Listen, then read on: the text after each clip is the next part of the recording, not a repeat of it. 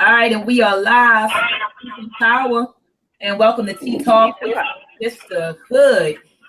We meet every Wednesday from, oh man, sis, you're making me feel bad. I don't have a teacup. Okay. I'm holding it down for all of us. It's okay. Yeah, I don't have my teacup. Look, Sister Monica has a bottle of water. All right. Hey, and I'm in my kitchen, getting ready to cook up some stuff while the sisters are talking and having our tea talk. But we meet every Wednesday from 1 p.m. until to discuss issues or concerns or just any thoughts that are on the minds of the sisterhood. I am Dr. Oyama. Before I introduce, myself and who I do and what I do to the community and to the viewers, I would like Sister Riziki and Sister Monica to bless the folks with their profile. Who are you? What do you do? Who are you? Miss Monica could go first because I'll always go first. Hi, guys. Peace to my sisters on the panel. Peace to everybody in the chat and those who'll be watching on the archive. I am Sister Monica, and I run a nonprofit organization called Tri-City Visionaries. And what's Tri-City Mission is to help the youth in transitioning from high school to college, tech schools, entrepreneurship, or the military, as well as helping with low and moderate income homeowners with housing. We have a big housing project going on right now in the Lower Richland, Columbia, South Carolina area. So peace to the fam, and look forward to hearing everybody's opinions on this today. Awesome. Peace and love and power, family. This is your celestial sister, aka sacred sexpert, Riziki Zafera. I am a Reiki and Tantric healer. I also do star charting, and I also am part owner of Nature's Crown International. Hey, sis, can you explain to the people what Nature's Crown is about? Oh, absolutely. Well, Nature's Crown is a eco-friendly company that bases a lot of our products and services also off of like green products and services, even green technology. We're currently venturing into government contracting with the help of Sister Cheryl and Sister Monica. So we're Earth's newest ally. So we about to get these sustainable homes and these solar panels and this green gas and these recyclable materials and all that. We're going to get into that industry. So yes, well, we are in the industry. How about that? Fantastic. And Sister Monica, I'm in Baltimore teaching an introduction to entrepreneurship interactive workshop, and I threw your name out there about a week ago because someone had asked me about funding sources, and I said, well, there's a sister, by the name of Monica Lamb. You can, inbox her on Facebook, and she can help you out or direct you to some funding sources. Did anybody from that class contact you, Sister Monica, as of yet? No, not in specifically. You said on my Facebook inbox? No.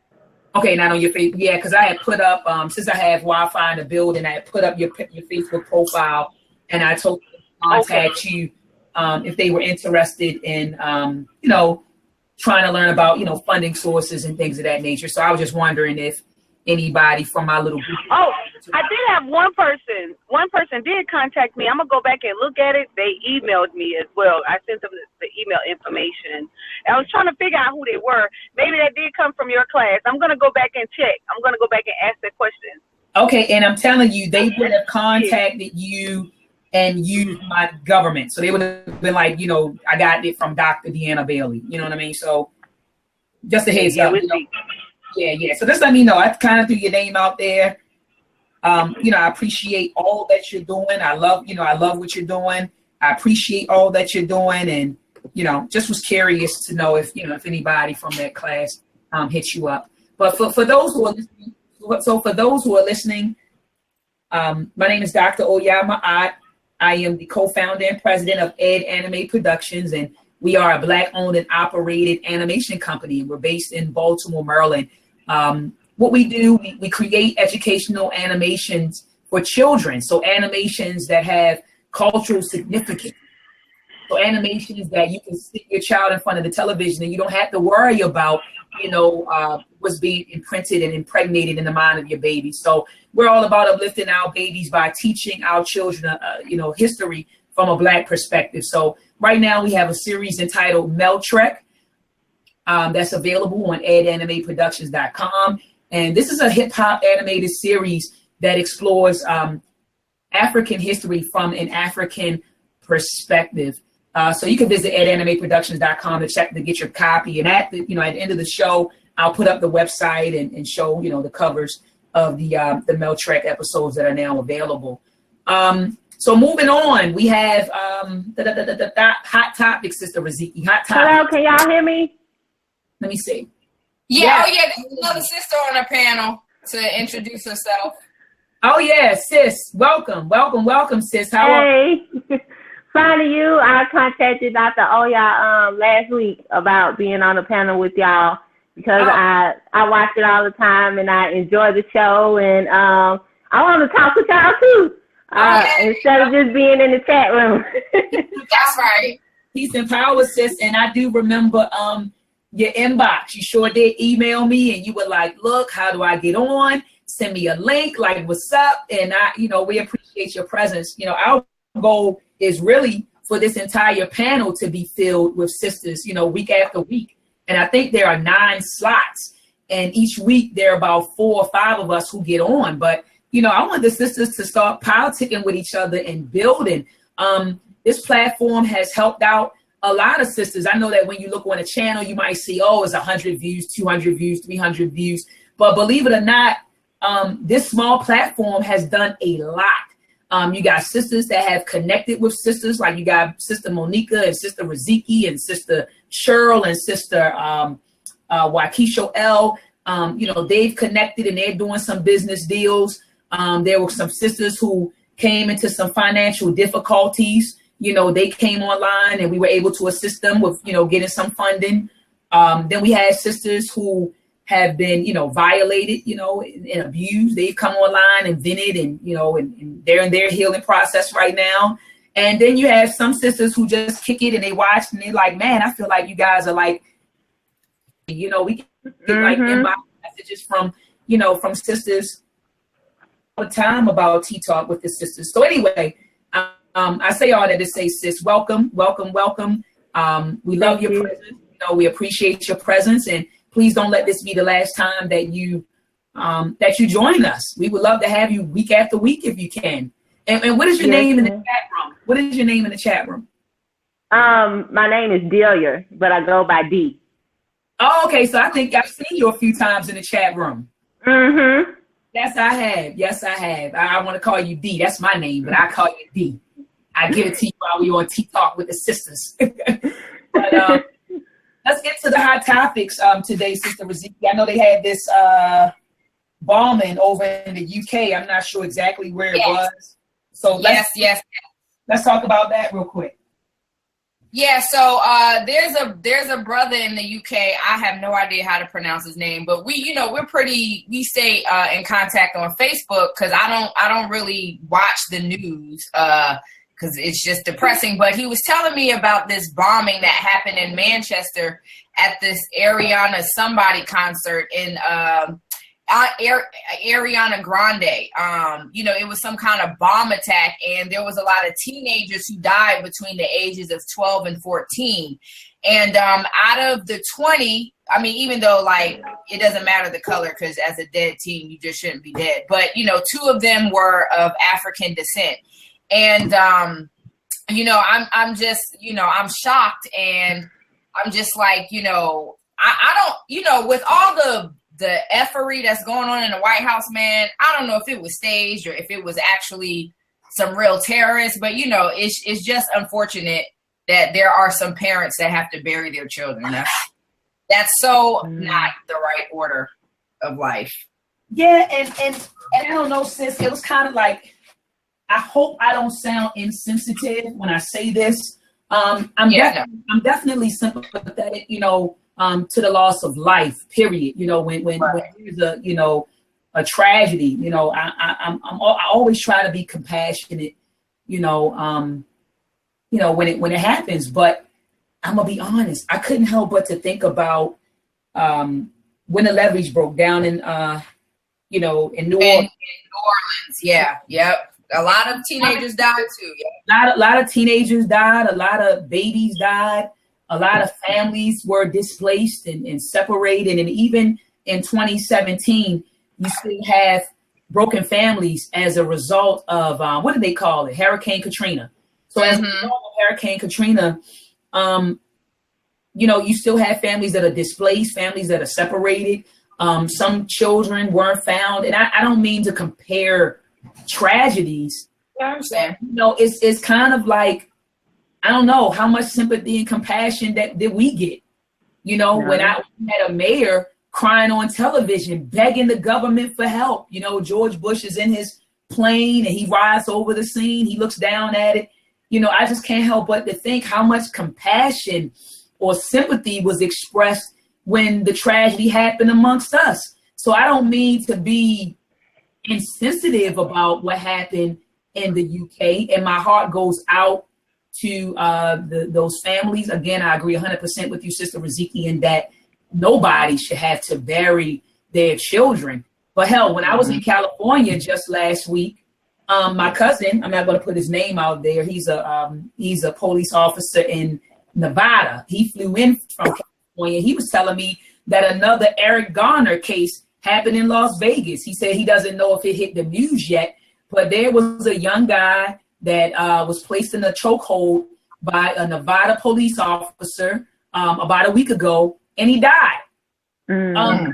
These teenagers every day. It may not be a bombing, but let's look at the count in Chicago. Let's look at the count in Baltimore. We're losing. I mean, in Baltimore, you got 3 and 4 murders per day. So again, my heart goes out, to those families. Our babies are dying every day on the streets. And the news stations over here are consumed with this story. So, I've been seeing it on the news since I returned from my trip. And I just couldn't help but to think about Hurricane Katrina. I can't help but to think about our teenagers who are dying on the streets, every day. Yeah. So again, while my heart goes out to these families and children, right now my mind is preoccupied with saving our babies. Right. Mm-hmm. Yep. And the tragedy every day in Baltimore City. So with that said, I'll pass the mic. No, and to piggyback off you real quick, sis. So this is one of the reasons why I don't like watching the news, is because everything that you just said is very valid, in the sense that when you see or hear about Black children dying or being kidnapped, we hear it so much we've become desensitized. So now when we hear it, it's just like, oh God, here's another one. But then when we hear about a bombing, something that doesn't happen as often, we're all like, oh my gosh, and da-da-da. But at the end of the day, I don't care if it was a bombing or a shooting, there's still young children that are out here dying.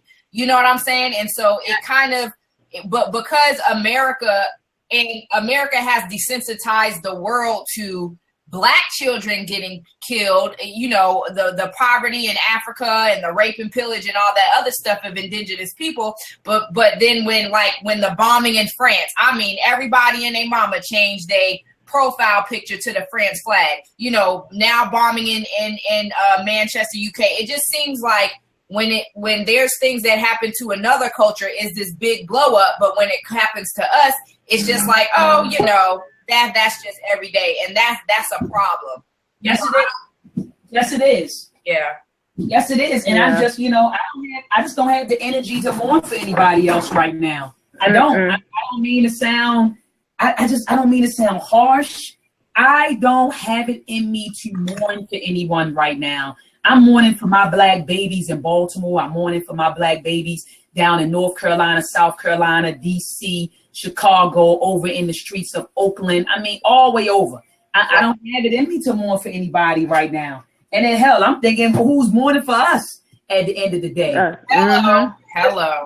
Yeah. I don't have it in me. So, Sister D, what are your thoughts? Yeah.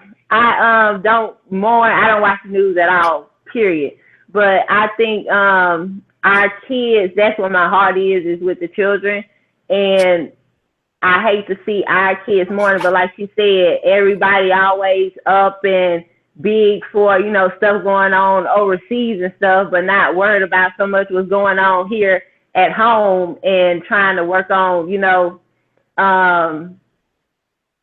fixing our communities and growing our communities, and like how you always say, mothering everybody, like the village and everything, and just trying to figure out how we can keep our kids from dying every day and getting hurt every day. And I think it starts with the kids, of talking to them and, you know, just learning what they going through, because a lot of kids go through a lot of stuff that we don't know about, and sometimes they just need attention. Then they turn to the streets to be with family, and then they end up getting shot and stuff because it's just that sense of belonging that they want, but it's the wrong type of belonging, and we're getting hurt all the time. But yeah, I don't mourn for the people over there as much. Like you said, I don't have it in me, because what's going on with us is more important to me than what's going on over there that I can't see and stuff like that.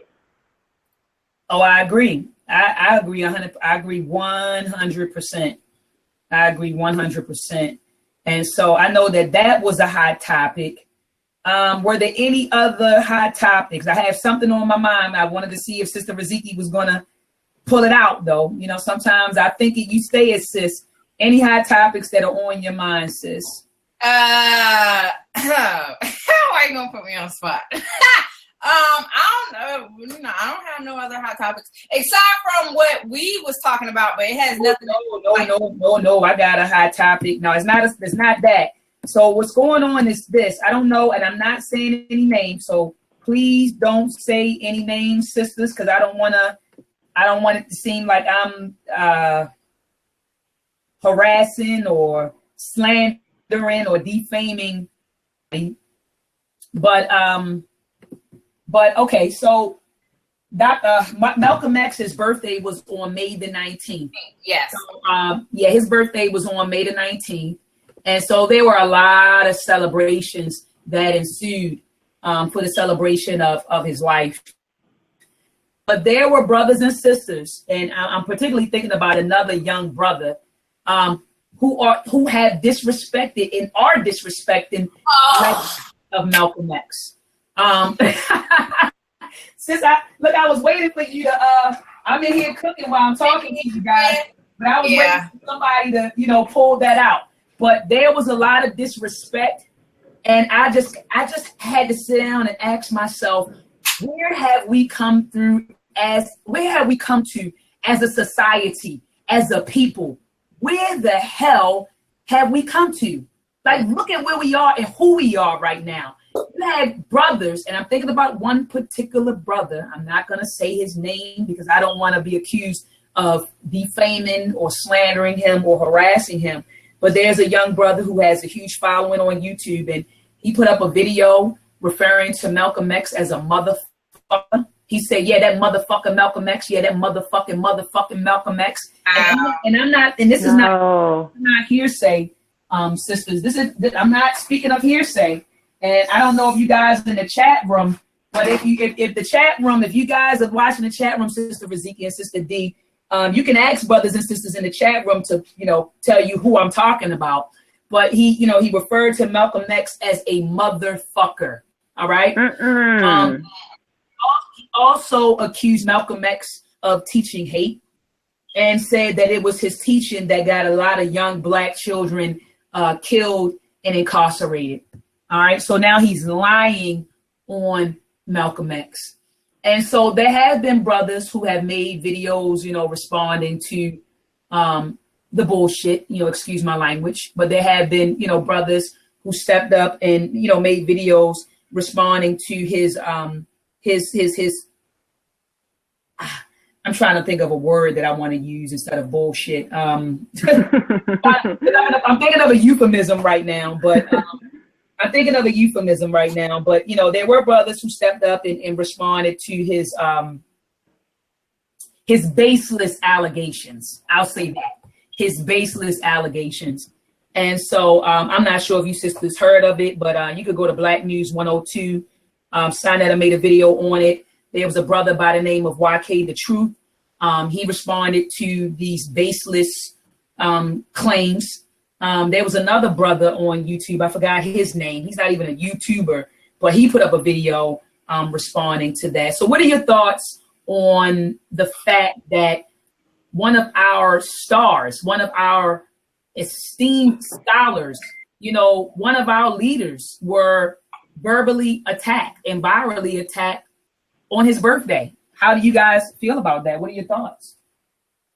I was not aware of him being verbally attacked on his birthday. I did see where someone else was like, yo, don't follow this dude. He's blah, blah, blah, blah, blah. But yeah, I mean, that's a definite slap in the face. And it just speaks to, like, people will try to educate people on not being hypocrites, but end up being one they damn self. And it's just real funny. Like, the amount of work that Malcolm X did, like, who are you to downplay that? Like, what are you doing?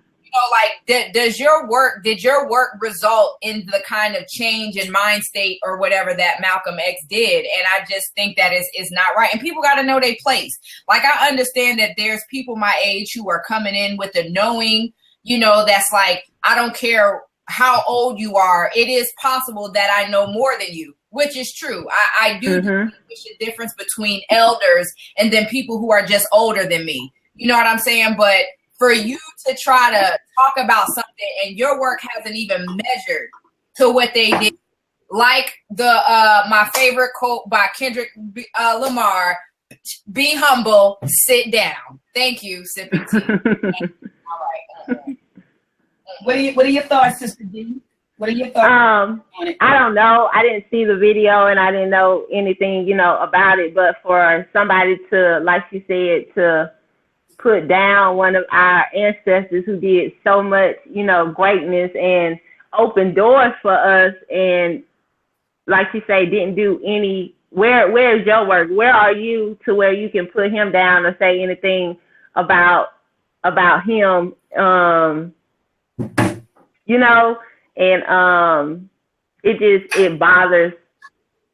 it bothers me when people don't give respect where respect is due to our ancestors, because it puts us down, because they went through so much compared to what we're going through today.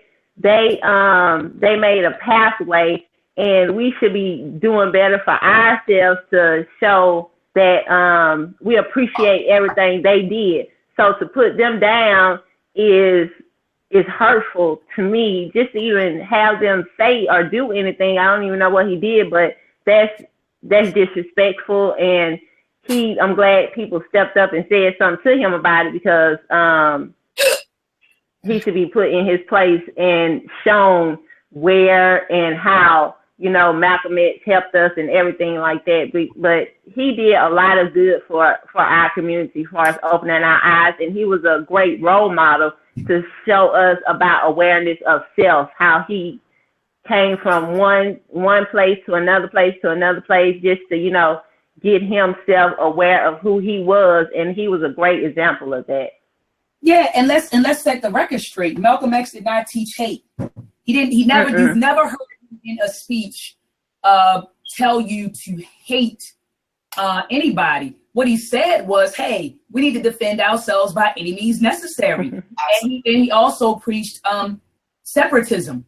He said, look, we need to separate. We see what's going on, and, his shit is still going on. But he said, look, you see what's going on. You're being abused. You're being taken advantage of. Let's separate from these people, and let's start our own nation. He preached black nationalism. That's what he preached, black nationalism. Let's separate. Let's do our own thing, and let's defend ourselves by any means necessary. He taught us to Let me ask you a question. Go ahead, sis. Yeah, I want to ask you a question. Okay. And this is, open to the panel now, because we're talking about Malcolm X. And so we know the work that he did, he did. And I kind of want to get some reactions as to that moment in time where he kind of separated himself from the Nation of Islam based on what, excuse me, but Elijah Muhammad was doing, as far as, with the young girls and stuff.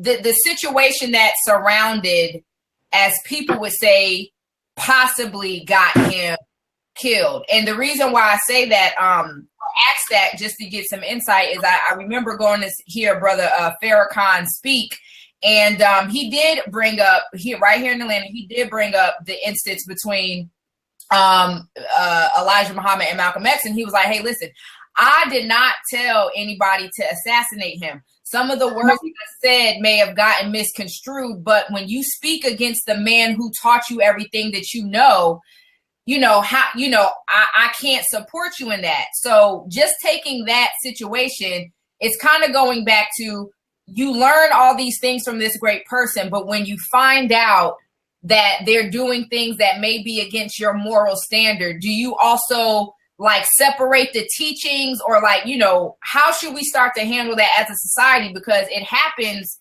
in our own families every day, So how do y'all feel about that? So let me first address that. So, okay, when the movie Malcolm X first came out, this movie came out in the 90s, I believe. I want to say it was 91, 92. I'm not sure. So I know you're online now, and I'm cooking in the kitchen while we're talking, so you can look it up. The year that Malcolm X came out. It was a movie produced by 40 Acres and a Mule, which is a production company started by Spike Lee. Spike Lee produced that movie in Malcolm X. And in that movie, he talked about how Malcolm separated from, the Nation of Islam, and in particularly Elijah Muhammad, because he discovered some things that Elijah Muhammad was doing. Well, there was a lot of things that transpired prior to him finding out whatever he discovered. But I had a long talk with Brother Carlos Muhammad, who is the temple minister down here in Baltimore, Muhammad Mosque Temple number 6. And I asked him about these allegations. And after speaking with the temple minister, and he did a lot of research, and he showed confessions and everything, I'm not inclined to believe that stuff about Elijah Muhammad was true. There was some things involved. He did have multiple wives and all of that. But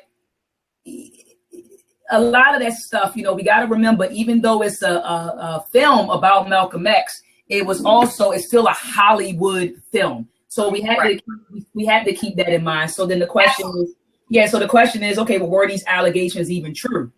That's the first question. And then the second thought, and I think I lost my train of thought right just now. Are the allegations true? I think that was my first thought. And then, I want to talk about this, how even after Malcolm X separated from the Nation of Islam, they have letters that he wrote at the end of his life where he tried to get back into the Nation of Islam. Oh, wow. So a lot of people don't even know about that. A lot of people think that he just separated from the Nation of Islam and never looked back. He did look back. In fact, they have his handwritten notes of Malcolm X trying to get back into the Nation of Islam. He wrote the letters, and they never got the letters never reached the Honorable Elijah Muhammad, because that he had a lot of people intersected, his mail. But I was told that the letters never reached them, but they have letters of Malcolm X trying to get back into the nation. So anyway, I would love to have the minister from Temple number 6 come and, we have a talk about that. We could talk about the separation. But you said your question is that when you find out something about someone that you've held in high esteem, you said, what do you do? You're right. Yeah, what do? You call it out. You call it out. You might, you call it out and you face it. But, you got to keep in mind that none of us are perfect, whatever that is. Right. And do you throw the baby out with the bathwater? Because that was I think this is another issue that we may have as a community, right? Like we instead of, paying attention to the message and the lessons that we learn, we're like, well, who did this message come from? And because I don't like this person, I'm just going to disregard the message, even though it could be helpful. So I'm just like, do you think that that's an issue in our society? And yes, I love her gap too. By the way, sis, I meant to say that earlier. I love your gap. It's beautiful. And thank you. You're welcome. Yeah, I love gaps. Okay, moving on. So go ahead, sis. Hey, you never told me you love my gap, sister. Sis, you ain't got no gap, man. You have a gap. Look at my picture right there. I have a gap. You ain't got no gap. You got a space. On my two front teeth. I have a gap in the middle of my two front teeth. I'm gonna keep on. See, and you have never said to me on air that you like my gap. So I love your gap. I love your gap too, sis. Okay, love my gap. All right, there you go. You are so nice. Thank you. Thank you. But yeah, we got to remember that, no one's perfect. Again, whatever that is, no one will ever live up to, I guess, what your definition, when I say you, I'm talking about all of us, your definition of perfection. People have things, and I don't even like to call them good or bad or flaws, but I just say that people have characteristics that may not gel right with you. You get what I'm saying? Mm-hmm. But I don't necessarily look at them as, because I hear people say, oh, these are my character flaws. Are these really your flaws? Because you are who you are. Maybe your characteristics just don't gel right with me, or maybe your aura or your disposition doesn't, gel right with me, but does that mean that it's a flaw? I'm not sure. But anyway, moving on, man, I just feel like other than Malcolm X's work, this man sacrificed his life. Yeah. He's dead. He's deceased. He sacrificed his life. Got shot. And as a matter of fact, he was shot by FBI agents. A lot of people, when they talk about the assassination of Malcolm X, they quickly say, oh, it was the Nation of Islam who killed, Malcolm X. But really, it was federal agents who infiltrated the Nation of Islam who killed Malcolm X. And they have this on record. This is documentation. Mm-hmm. I'm not making this up. These were federal agents who, and I remember even hearing it in a speech where Malcolm X said that he felt like there were more agents in the nation than regular folks. Like he said that out of his mouth. And I don't know if it was Malcolm X or Martin Luther King, but one of them basically admitted that they knew that the feds infiltrated their organization. Like they knew it. And that's what they did, during the whole 60s and 70s and all of that stuff. So these were federal agents who were in the Nation of Islam, who murdered and assassinated Malcolm X. These weren't Nation of Islam members. These were federal agents posing as Nation of Islam members. So as Black folks, we got to start doing our due diligence, man, and stop listening to this propaganda and all of that. And I mean, I don't like Trump, but I do agree with him in that you watch fake news every day and you believe it. You know what I mean? It was on TV, so you believe it. It was in a white man, so you believe it. You know what I mean? We got to stop that, man, and stop saying that killed Malcolm X. Like, we got to stop that. But, it's just sad that this is a man who sacrificed his life. And when I say sacrifice his life, I'm talking about, he lived. They said that this man was busy. He was traveling around the world, traveling around the country, trying to uplift and inspire Black people. And then, so that was time away from his wife, time away from his children. Mm-hmm. So he sacrificed his life. Yeah. And then he paid the ultimate sacrifice. He was assassinated. Mm-hmm. He had these girls, I believe he had, 3 or 4 daughters? Yeah. 3 or 4 daughters who had to grow up, without a dad. Without daddy. He had a mommy who had to grow up without her husband and raise her babies by herself. So he paid the ultimate sacrifice. And in 2017, you have people who are disrespecting Malcolm X.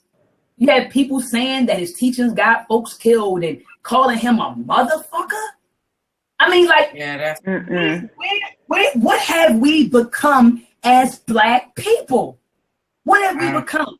Which leads me into, let's get into the topic of today. What's on your mind? And I know I can go, so I'll let you go first. You guys can go. What is on your mind? Because so much is on my mind, and I'm going to start with what have we become as people? That's what's on my mind. But you guys go ahead and talk about what's on your mind, and then I'll bring to light what's on my mind. Well, go ahead, sis. Go ahead. Oh no, I was going to talk about where we become as Black people. That's something I always talk about. That's something that's always on my mind, like where we become as Black people, because we are people of love and unity, and we are so far displaced from that. And I could be walking down the street and speak to, a brother or sister, and they don't even look at me or acknowledge that I spoke to them. And that hurts me. It like kind of gets me because we're all loving people, and we're so displaced from each other to where we don't even understand the unity that we could have as one people. The government and everybody always trying to keep us apart from each other with TV and music and everything, trying to constantly keep us separated, which they'll learn because they know if we come together, we can, you know, do great things together as a unified whole. And like when you go somewhere and there's a whole bunch of, you know, us in one place, you can feel the unity when we're all together on the same wavelength, opposed to going somewhere and it's not, you know, that same community of feelings when you're just out and about. But I love the unity that we have when we're together. But I think TV and social media and everything that we listen to, it changes our mindset and make us not remember who we are as a people, because if we really start to think about who we are and what we can accomplish and where we've come from and what our ancestors have went through for us to even be here, and I look to them every day, you know, as to, am I making them proud? Am I doing the best, you know, for them, because they put us through so much stuff. So when you say, where are we as a Black people, I want us to, I'm always trying to figure out a way for us, you know, to come together and just be positive about each other, not always being so negative. It's like, why are we so negative with each other? That just doesn't make sense for us to want to look like a white person or be like, you know, another nationality, but you're afraid or don't want to claim who you are and accept your characteristics of you being African American. And that just bothers me a lot. And to piggyback off of what you were saying, sis, and it is a little different. And what I'm about to say may piss some people off, but I don't care. So what I've come to realize too is that I'm over trying to convince myself that every single Black person on this planet is going to get along, because even since the beginning of time, we've always been a tribal people. And correct me if I'm wrong.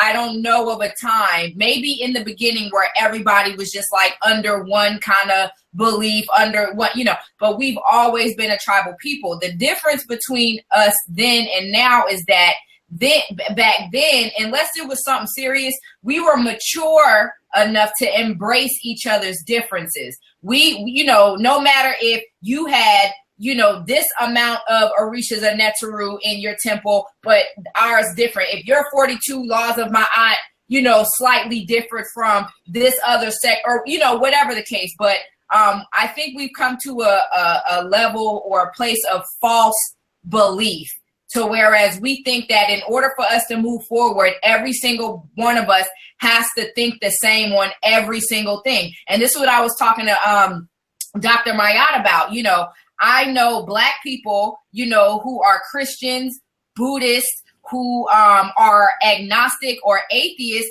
and they're successful. They don't have to include, or they don't have to only practice that African-centered tradition, even though, you know, a lot of people in Africa are like, listen, man, you know, everything comes from us. So like, I'm not even tripping on the small stuff.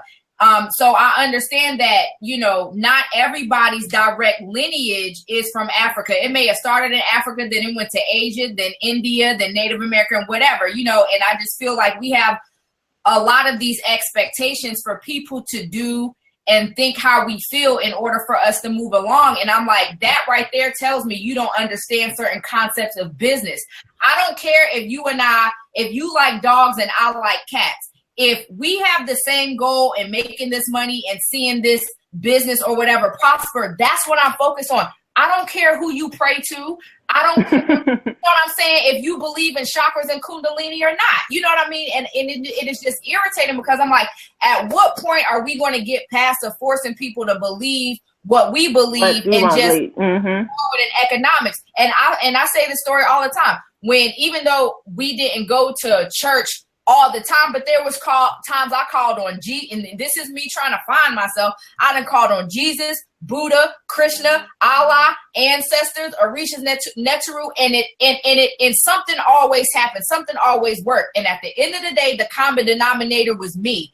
I can make anything happen that I want to happen. If I believe in something, it's going to work for me because that I put into it. And so, and I know a lot of people joke and they be like, oh, well, you know, Freaky Zeke, she's pseudo. And I'm like, listen, as long as my pseudo stuff brings me results as far as clients and people telling me how much I've helped them, how much I helped their lives transform, I'll be that. I don't care, and I don't get as offended no more. You know what I'm saying? I'm able to work with a variety of people. And this is another reason why I do appreciate being a military brat, because I moved around so much and I can get along with people, you know, with all walks of life. And I find myself being hindered the most when I become just as dogmatic as Christians. A lot of these African traditionalists or Pan-Africanists, they be like, oh, Christian, y'all dogmatic, but you end up being just as dogmatic as them. So in my eyes, you're just as much of a hypocrite as the next person. It's like you, and that's just what's been on my mind in the work that I do. We have so many false belief systems that hinder us from progression, and it's just really retarded. That's my spiel. No, I mean, I agree with you. Right now, I'm sorry, Sister D, did you want to say something? Oh, no, I was just going to say, like her, because she's in the healing, because she does Reiki and stuff. I'm a massage therapist, so I work with a lot of people all the time, and just seeing different people and talking to a lot of different people all the time, and you just get a lot of feedback, and you just see how to deal with, you know, different ethnic groups and people and everything. But I just was putting that out there, like I understand what she was saying about, you know, in the field she's in as far as, you know, the healing field. And one more thing, and Dr. Maya, this is what I was telling you about before. So I had performed a table session, a Reiki session on a child who was autistic, okay? And his mom was just like, oh my gosh, like telling me the results and how he was acting, you know, afterwards. And there was his brother all the way from Ghana who saw the video and reached out to me. And he has a school called the Metaphysical Science Society, School of Esoteric Healing. So I was like, this is interesting, because according to a lot of Americans that are all about Africa, they're like, oh, this didn't come from Africa. So when he's going over his curriculum with me, because we're working on me going over there to teach Tantra, okay? And I'm all excited, and I'm looking through his curriculum. He has, you know, esoteric astrology, planning with the moon, the health.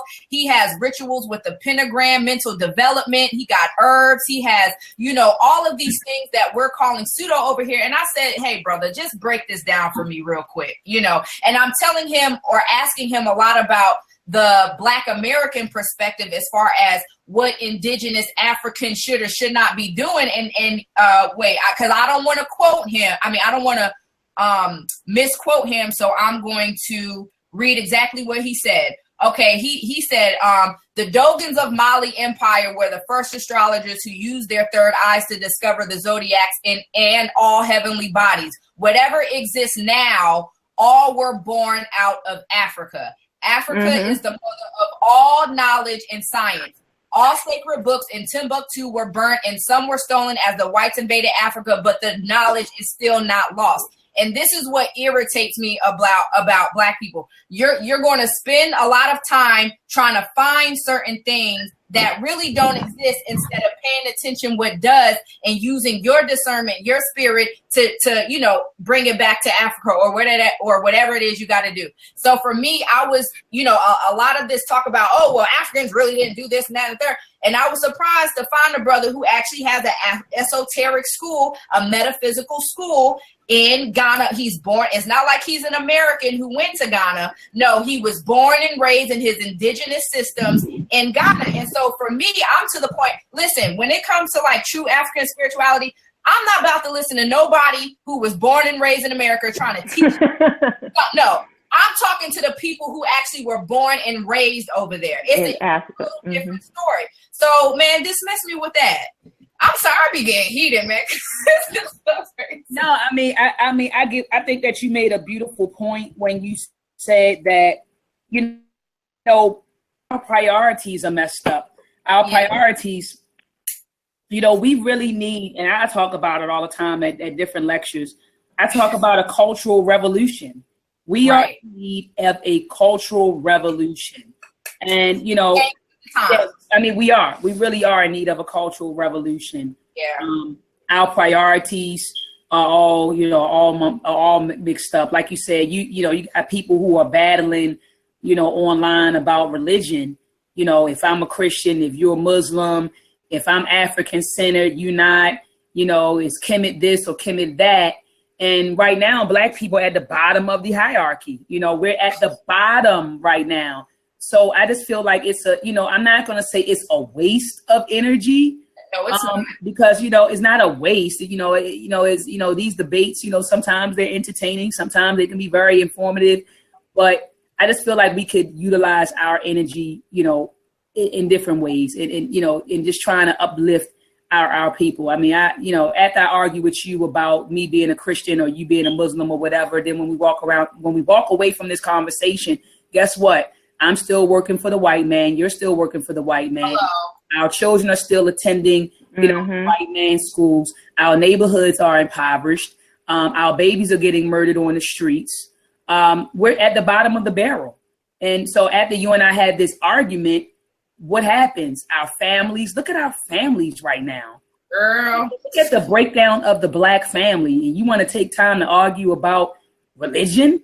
I'm worried about, you know, I'm concerned with healing male-female relationships right now. And not even, when I say relationships, a lot of people think that I'm speaking about male-female relationships in the intimate sense. I'm talking about intimate sense. And I'm also talking about in the platonic sense, because if males and females do not get along, guess what happens? You don't have Black families, strong Black families. And if you don't have strong Black families, then you don't have strong Black communities. And if you don't have strong Black communities, you can't have a strong Black nation. So the fundamental atoms, the fundamental elements of building a strong nation is cooperation between daggone sexes. So while we're arguing about Christianity and Islam and, you know, African spirituality, which I'm just now really getting into studying, shout out to Sister Alima and Sister Brother Black Panther and the brothers from the Arm and Raw Squad who actually put me on that path to understanding African spirituality. But, you know, while we're doing this, we need to be doing some other stuff, and that's healing male-female relationships. So what you're doing, Sister Raziki, is very important. Healing. You have a brother in Baltimore, Minister Dennis Assar Winkler. He's having a workshop. I believe it's on June the 10th. I'll put up the flyer at the end of the show. But he's talking about white oppression, Black trauma, and an Afrocentric. He's going to present an Afrocentric approach to healing. Dr. Joy Dugary, she wrote a book, Post-Traumatic Slave Syndrome. Healing. We need to heal. So I hear people saying, let's start a nation. Let's build a nation. Let's start a school. How the hell are we going to do all of that? No. Excuse my language. Excuse my language. Well, how are we going to do all that shit with sick people? We building businesses out here with sick individuals. And you wondering why nobody's supporting Black business. Right. We have mental and emotional problems as Black people. And until we fix those mental, physical, and emotional problems, we won't be able to build a healthy, solid, and viable nation. It's impossible. It is. It's impossible. Right. Yeah. And what you're saying is so vital, which is one of the reasons why the brother reached out, because unlike popular belief, you know, Tantra isn't just about sex, but it's about relating. Not just with the opposite sex, with the same sex. I mean, with the same sex as well, of course, on a platonic, you know, basis, and understanding, you know, how to identify a person. Like I can meet a person and identify their personality dysfunction, right? And a lot of people, and let me break it down what that means, because we've heard about personality disorders, but we learn about personality dysfunctions. So let's just say if I'm trying to, you know, do a business deal with a person whose personality dysfunction is based off of fear of being abandoned, fear of being rejected, fear of being or of not being in control. All of these things play a part as to why we cannot deal with each other. When two people come together, you're going to have a fear. You don't want to give your all or be vulnerable because you're afraid of being abandoned. You won't go after that business deal or be assertive in certain business because you're afraid of being rejected. You don't want to, exert or you're used to playing the victim because you're afraid of power. These are personality dysfunctions that hinder us from being more complete and productive as people. So what you're saying is very right. And even on the continent of Africa, there's still a lot of suppression of women. There's still a lot of chauvinistic attitudes towards the role of women. Not all, but some, because I do know, our culture was very matriarchal, and it is coming back to that. But in some, aspects of the world, for instance, the whole female genital mutilation, I have no idea where they got the concept where you need to chop off a woman's clitoris to hinder her from cheating. That is we call that a serious, what's that personality dysfunction? Psychopathic personality dysfunction. You are so obsessed with control, you are willing to mutilate somebody to hinder them from doing something that you're afraid to do.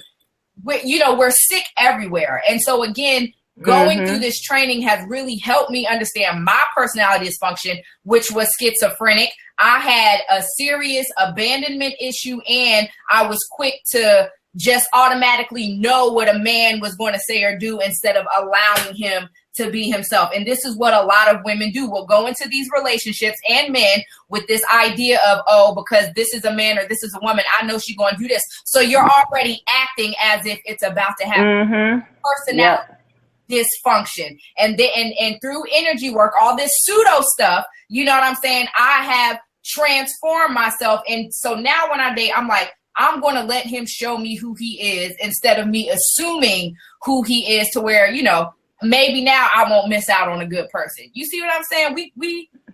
Woo, child is hot. We got some work to do. No doubt. And, yeah, I mean, I absolutely, you already know my take on it. It's about healing. And I think that once we heal, and we can remember when we had the last show, we talked about how economics is relationships. And I know that Sister Monica just came in, and I know that maybe she can expound on that, but how we talk about Black economics, but Black economics requires cooperation between people, right? Building relationships with people. Economics is relationships. How can we build relationships with each other if we're fixated with each other's sexual orientation or, religious beliefs, or the way you dress, or if your hair isn't natural or not? I mean, think about it. I mean, how can we build these relationships? I have my beliefs on what's right and what's wrong, but that's not going to stop me from building with you, Riziki, or building with Sister Monica, or building with Sister D, and trying to, create Meltrack and sell Meltrack. Hell, I'm just trying to sell a product, and I'm trying to support other Black-owned businesses. It's just called. And as long as your product isn't harmful to my family, I'm going to support it. Right. Especially if it's produced by one of my brothers or sisters. So, I'm with you. I agree 100% with you and what we were talking about offline earlier, in that we need to stop being fixated, with things that have nothing to do with us. Where you get your spiritual nourishment has nothing to do with me. If you pray to Allah, Buddha, Jesus, Ogun, that is on you. That is between you and the ancestors. That has nothing to do with me. I just want to know that when the revolution come, where are you? You got a back? Are you supporting Black-owned businesses? Are you out here protecting, men, women, and children? Are you ready to ride? That's what I'm concerned about. I could give a goddamn what your spiritual beliefs are. But I also do agree that, I know brothers and sisters would say, well, wait a minute, your spiritual beliefs, teaches you how to spend your money. It teaches you how to treat. And I do agree with that, because I agree with that to a certain degree. If you're, I'm not going to say that. I'll just say I agree with that to a certain degree. But, as long as we can come together and build, I'm all for it. I'm just ready to I'm just ready to build. I'm ready to stop having meaningless conversations, meaningless debates, just using energy for nothing. We had to build schools. Right now, you have African-centered schools that are suffering. They're underfunded right now. But you say, well, wait a minute. Black folks have a $1.2 trillion buying power. Why are African-centered schools suffering? You got brothers like Marcus Klein, brothers like Emin. They're in Uhuru Academy in Texas. And then you got a sister, Jamila Raymond. I believe her last name is Raymond, on Facebook. These are brothers and sisters out here who are developing African-centered schools, and these schools are underfunded. But yet, we're patronizing Nike, we're patronizing Jordan, we're patronizing the Chinese people who live in our communities, who set up cleaners and who have cleaners and restaurants and carry-out shops, while our own people are suffering, our own institutions are suffering, So I guess one could argue then that maybe we do need to start connecting our spirituality with, our everyday life. You coming back?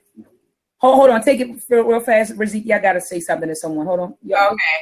I don't know what else to say, but no, my favorite quote is just vibe with your tribe. That's it. Like I said, we've always been a tribal people. I would be a fool to expect every single person to agree with every single thing that I believe in, because that would make you a follower and not an own leader of yourself. You know what I'm saying? So I just feel like we definitely need to just get past that, because we have bigger issues. And if you take a look around the world, and this is what I was telling Dr. Mayat, there are people who are practicing what you believe in, but they broke as heck.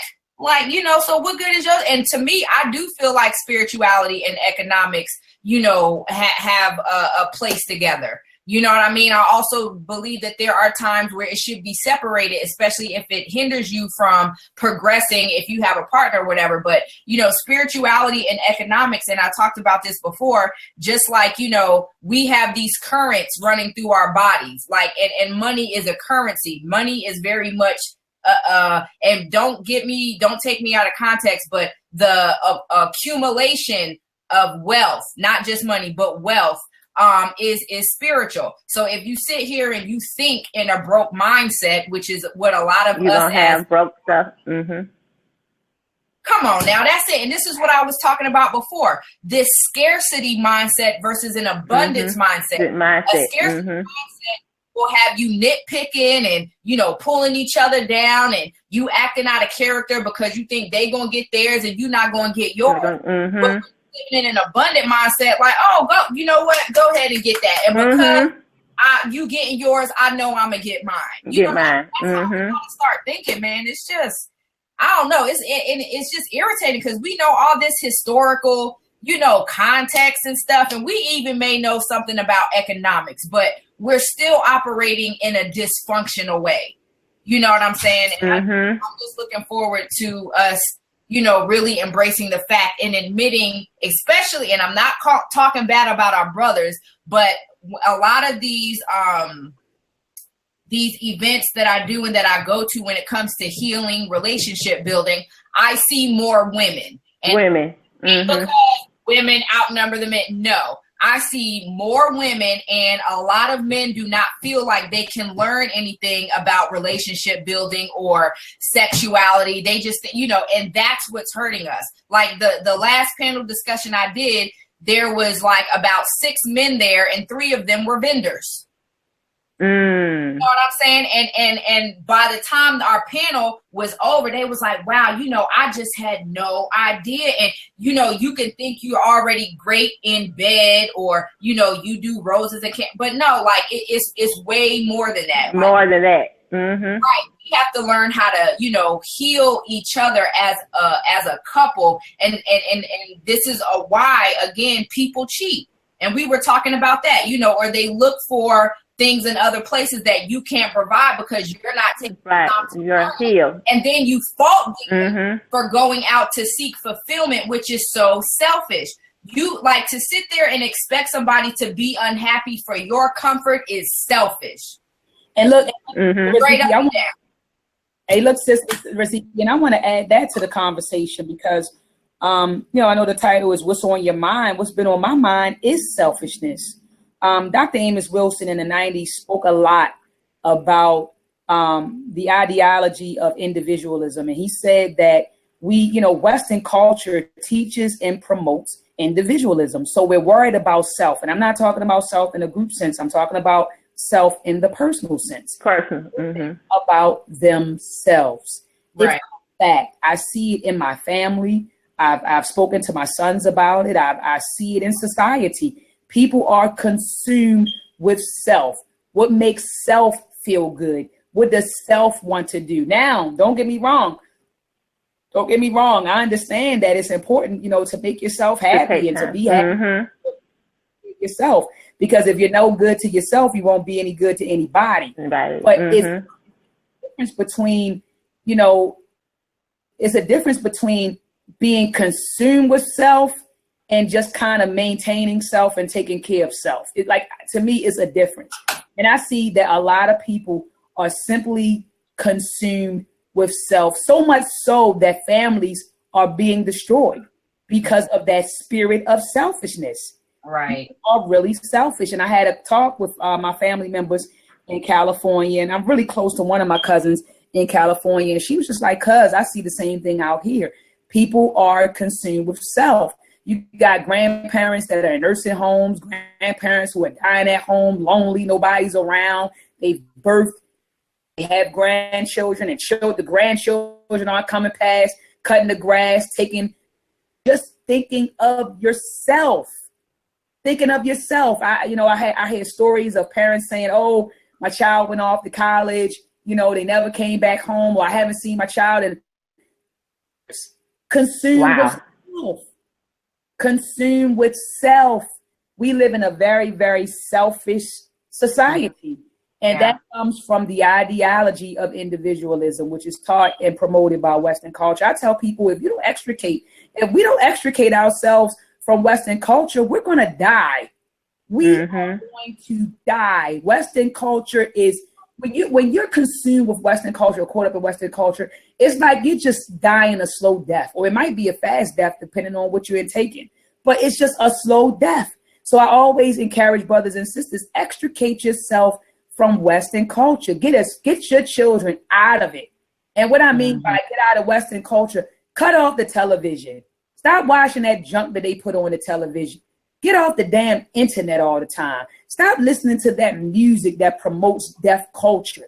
Send your children to a school, and this is why I'm homeschooling my 7-year-old starting in the fall of 2017. I always say that a school should be a home away from home. When you out the school, it should be a home away from home. What are you saying, Dr. Ma'at? What I'm saying is that school or that institution that you're sending your child to for education should be teaching your child the ideology of your home, the culture of your home. So it should be teaching that to them and also reinforcing the ideology and culture and values of your home. So school should be a home away from home. School is not a home away from home right now. You send your children off to school, they come home. My 7-year-old came home teaching me curse words in Spanish. I said, well, how did you learn that? Oh, there's a Spanish boy named such and such. I'm not going to say his name. Such and such, in my class. And my son said, yes, puto, that means B. I said, well, what's a B? He's spelling curse words. I don't curse around my son. We don't spell curse words. We don't spell curse words around him. So he's going to this institution and he's picking up foreign habits, Western culture.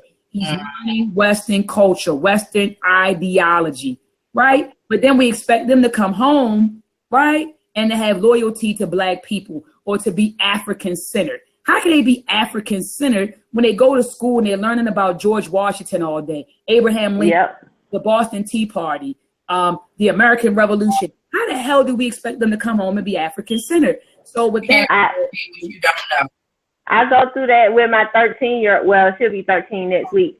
But I live in San Antonio. So I have to constantly reinforce Blackness to my daughter all the time because she goes to school and she sees, a different way of living, a different way of life.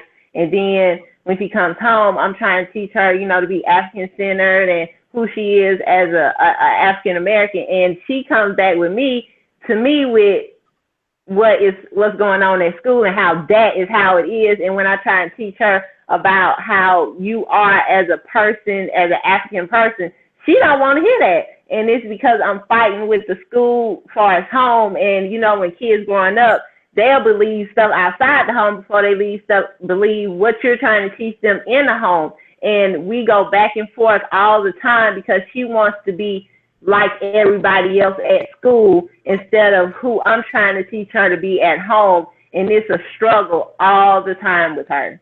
And you know what, sis, is going to continue to be a struggle until the values and culture, the culture, values, and ideology of your home are aligned with the culture and ideology of the institution that you send her to school every day. In 2017, we are perpetuating the double consciousness that W.E.B. Du Bois spoke about, and brother, I think his name was Frank Fantz. He spoke about double consciousness, and they spoke about this phenomenon decades ago. I believe it was definitely in the 20th century. Yeah, it was during the 20th century that they talked about this phenomenon of dual consciousness or double consciousness. And we are perpetuating that. So it's like you're giving her an African-centered conscious right in the home. But then when she's going to school, she's being taught, you know, European a European conscious, you know, we're creating a double consciousness. You know what I mean? And it's always going to be like that until we erect our own institutions to teach our babies our own culture and our own ideology. That's going to continue to happen. And so, you know, again, we are very, very selfish people. Very, very selfish. I was looking at a video that went viral online, and I started to post it on Facebook earlier.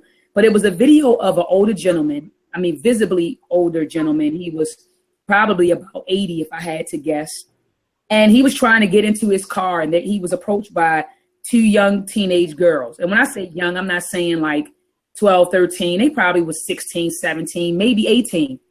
And they started yelling obscenities at the older gentleman. And of course he was just like, you don't know who you're dealing with, blah, blah, blah. Now, I want to remind you that the only reason why I was able to see this is because someone is recording it, right? So someone's recording an elder being verbally assaulted by two teenagers. And then that verbal assault escalated and went from verbal assaults to physical assaults. And the video was just posted on Facebook. It happened in Louisville, Kentucky. But needless to say that these two teenage girls beat up the elder. They kicked him in his face on the ground. The person recording it was just like, you know, I'm going to hand it over to the police. And it's sad and blase blind. And the gentleman came over, helped the elder up. And he was like, well, what happened? And the girl, you know, that was holding the camera, she said,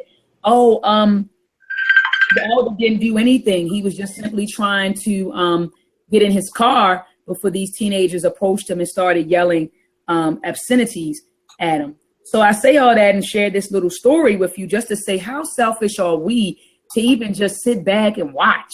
You know, you just see things happening in the community and you don't even respond. You don't respond because it didn't have anything to do with you. It didn't directly affect you. That is selfish. And we're taught to mind our business. That's mind your business. Somebody gets shot in the street, everybody just turn around, or they take their cell phone out, but they don't know nothing. Just mind your business. I think that saying gets on my nerves so much.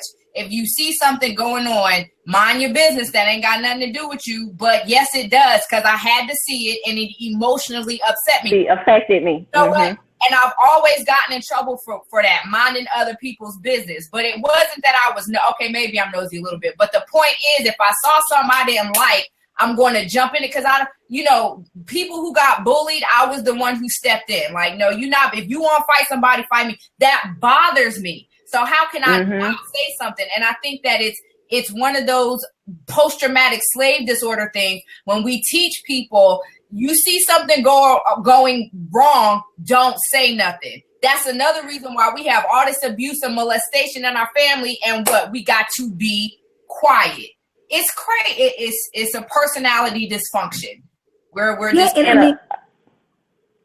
Go ahead, Sister D. I'm sorry. Go ahead. Oh, no, I was just saying a lot of people don't step up because they're afraid sometimes of the backlash that the other person to give them because they did get into their business and try and help. And then the person turns on them as far as why you ain't staying, why aren't you staying in your place, as far as, you know, why are you even here when this had nothing to do with you? But like you said, you saw it and it affected you, so you want to say something and help it out.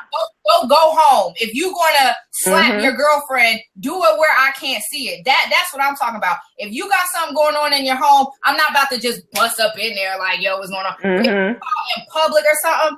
No, that you're subjecting everybody to that negative energy you putting out. Don't put that on me. Take that somewhere where I can't see it. So yes, I'm going to be offended.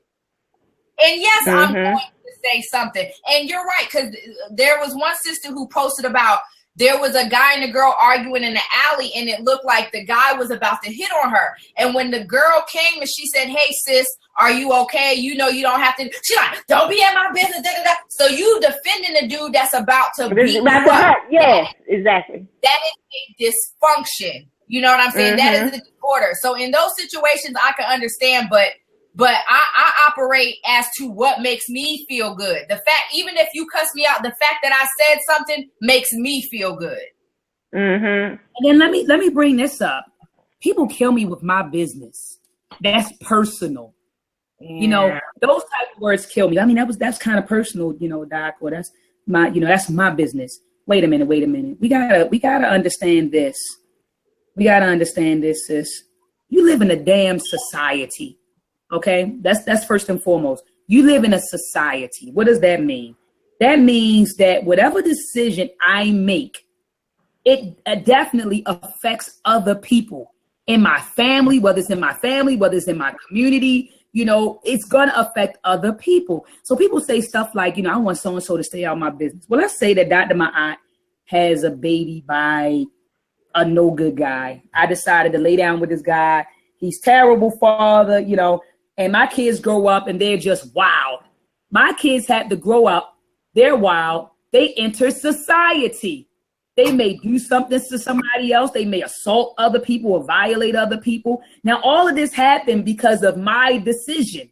So we got to stop acting like, you know, like we're separated from society or separated from our families. I don't know if I'm being clear about what I'm saying, that there's no such thing as separation. We're all interconnected. So decisions that I make in my life impact my neighbor. Decisions that I make in my life impact the community that I dwell in.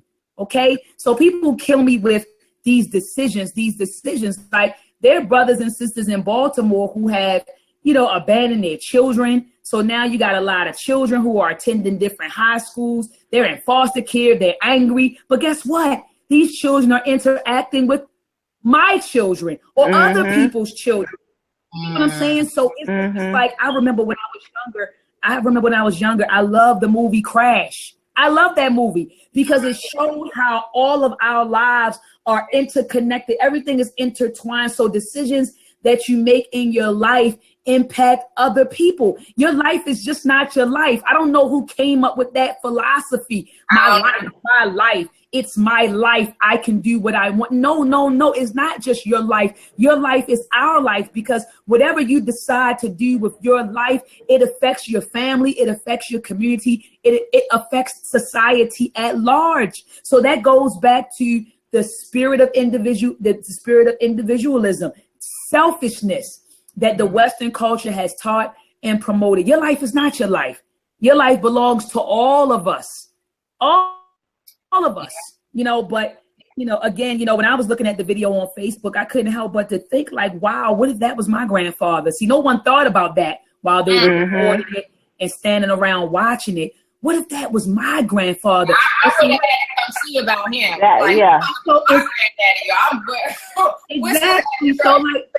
Exactly. So we got to start looking at each other like that. When you go out here in the streets, and Sister D will tell you, I'm always on my Facebook page telling people, yo, we got to be mothers. We got to be mothers in the community. Like mothering doesn't stop or end with your biological children. When you step outside of the community, whether you've bore children or not, you are a mother, you are Nana to any of these children. So when you see things happening to children in your neighborhood, you need to intervene as if that is your child. Your child. And the same thing goes for fathers. The same thing goes for if you see elderlies walking down the street. When I see an elderly person or an older person, because there's a difference between an older and an elderly and an elder. But when I see an older person or an elderly person, when I'm out here, you know, in the streets, I help them across. I help them across the street. I carry bags if I'm able to. I ask them if they're okay. I've run errands for elders or elders. I treat them as if they were my grandparents. And see, we have to get back. We have to get back to that, you know, but we had to rid ourselves of that selfishness. You know, you got people saying, well, that's not my wife. That's not my, look at the key word. That's not my wife. That's not my husband. Those aren't my children. That's not my grandfather. The spirit of selfishness, the spirit of individualism. Johnny Gill up in here. Mama. That's crazy, man. Yeah. I mean, that's real, sis. That's real, man. But this is why villages were important, because, you know, we all had that common understanding. And even like one of the people said, okay, you know, we may not have to have the same religion, but we should still have the same code of conduct. And I'm like, okay, cool. If I was in a community with a mixture of Buddhists, Christians, Muslims, whatever, we have this common knowledge of like, listen, if you see my child doing something, you know, you got the right to correct whatever. So there is a code, and no lie, this happened the other day where these children up the street, you know, I mean, like, and I don't want to call nobody's kids bad. But I mean, like, they curse better than me. Like, they done said some curse word combinations. I'm like, oh, well, dang, next time I get upset, let me write that down. That was kind of good, you know? And so, but it gets to the point where now these children, they're okay with trying to fight adults. So, no. You know, it came to, like he was bucking like, yo, you want to hit? Mind you, this boy like 11 years old trying to fight a 33-year-old grown man with 4 kids. Like, come on. So when we go to try to talk to the mom, instead of the mom saying, yo, you know, well, what happened? What's up? You want to hit? You want to hit? I don't even know what that means. Apparently that means, do you want to fight? So I got to keep up. But you want to hit? And I'm like, dang, you don't even care about like what's going on with your kids. You just ready to fight. And this is a single person clearly trying to raise some boys, so you don't even know how to handle all that testosterone that they're going through. But when you have another man up the street that's trying to check your son, like, boy, I will beat you down, you got a problem with that. You know what I'm saying? It's like personality dysfunction. We got a lot of personality dysfunction. I think the root cause of, you know, people being so selfish, and I don't think people get enough positive input in their life, a lot of love and a lot of touch, healthy touch in their life. So they act out and, you know, respond to people a certain way, to where when you talk happiness and helpfulness and just be inspiring to somebody, they look at you like, what's wrong with you? Because there's so much negativity in the world, to where they don't even know how to take positiveness and love and healthy touch and everything. So it's more negative going on in the world than positive. And I think a lot of people need to start speaking more positivity, because when you give life to somebody and speak more life to people, it starts to heal them. It makes them see things in a certain way, opposed to, you know, they're around negativity all the time, and that's what's causing all this. Like the girls who beat up the old man, they need to be hugged. Like me, I used to work with kids, and I would see kids, you know, acting out, fighting and stuff.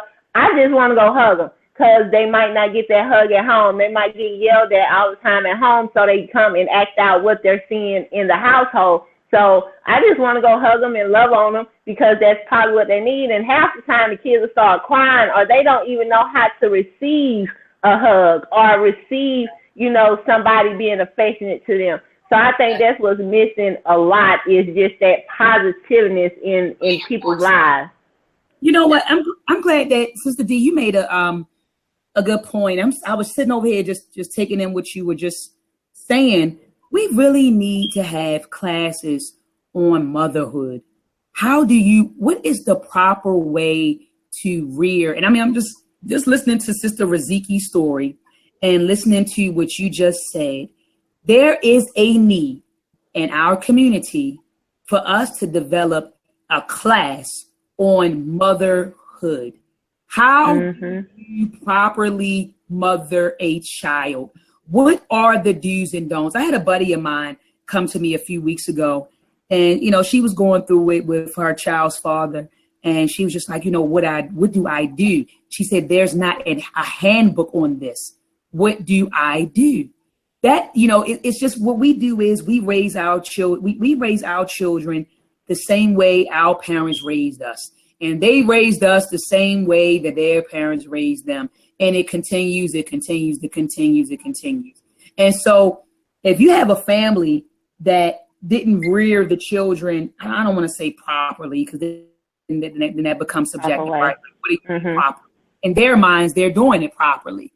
But I'll say, if you're not rearing them in such a way that your children are a benefit to the community, because that's ultimately what we want to do, right? We want to raise our children in such a way that they are beneficial to our families, to our communities, and to our nation. So I won't say properly, but raise them in such a way that they are a benefit, a blessing, you know, to our families, to our communities, and to our society. We really need to have a class on motherhood training class, because our sisters, and I mean, I'm not, you know, a lot of people could say what they want to say about Tommy Sotomayor. A lot of people don't like him. They say he's disrespectful to Black women, blase blah.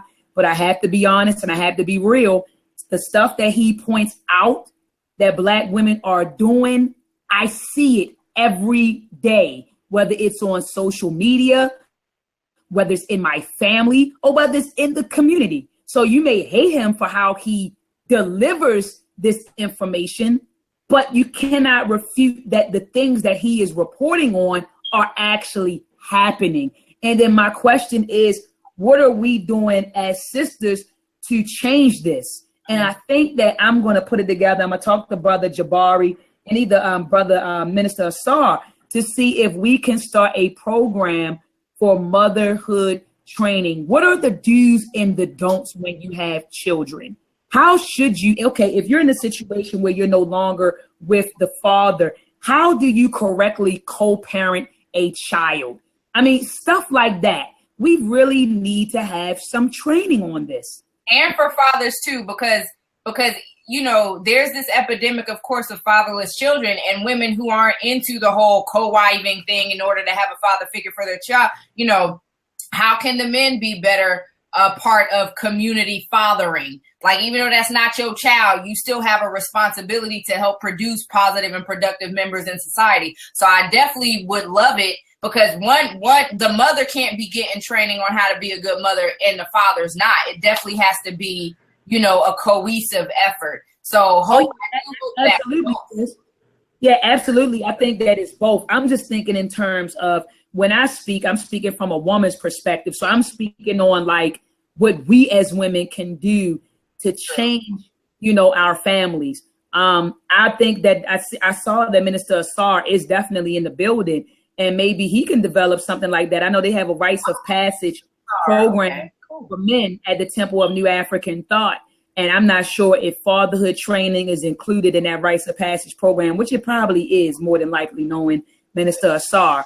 But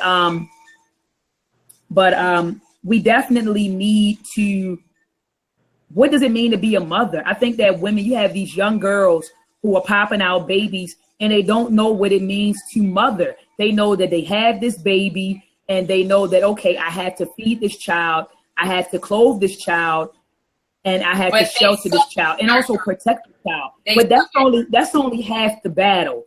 And you know, I've been saying for a long time that we treat our children like materials, things like, okay, let me feed it, let me clothe it, let me shelter it or protect it.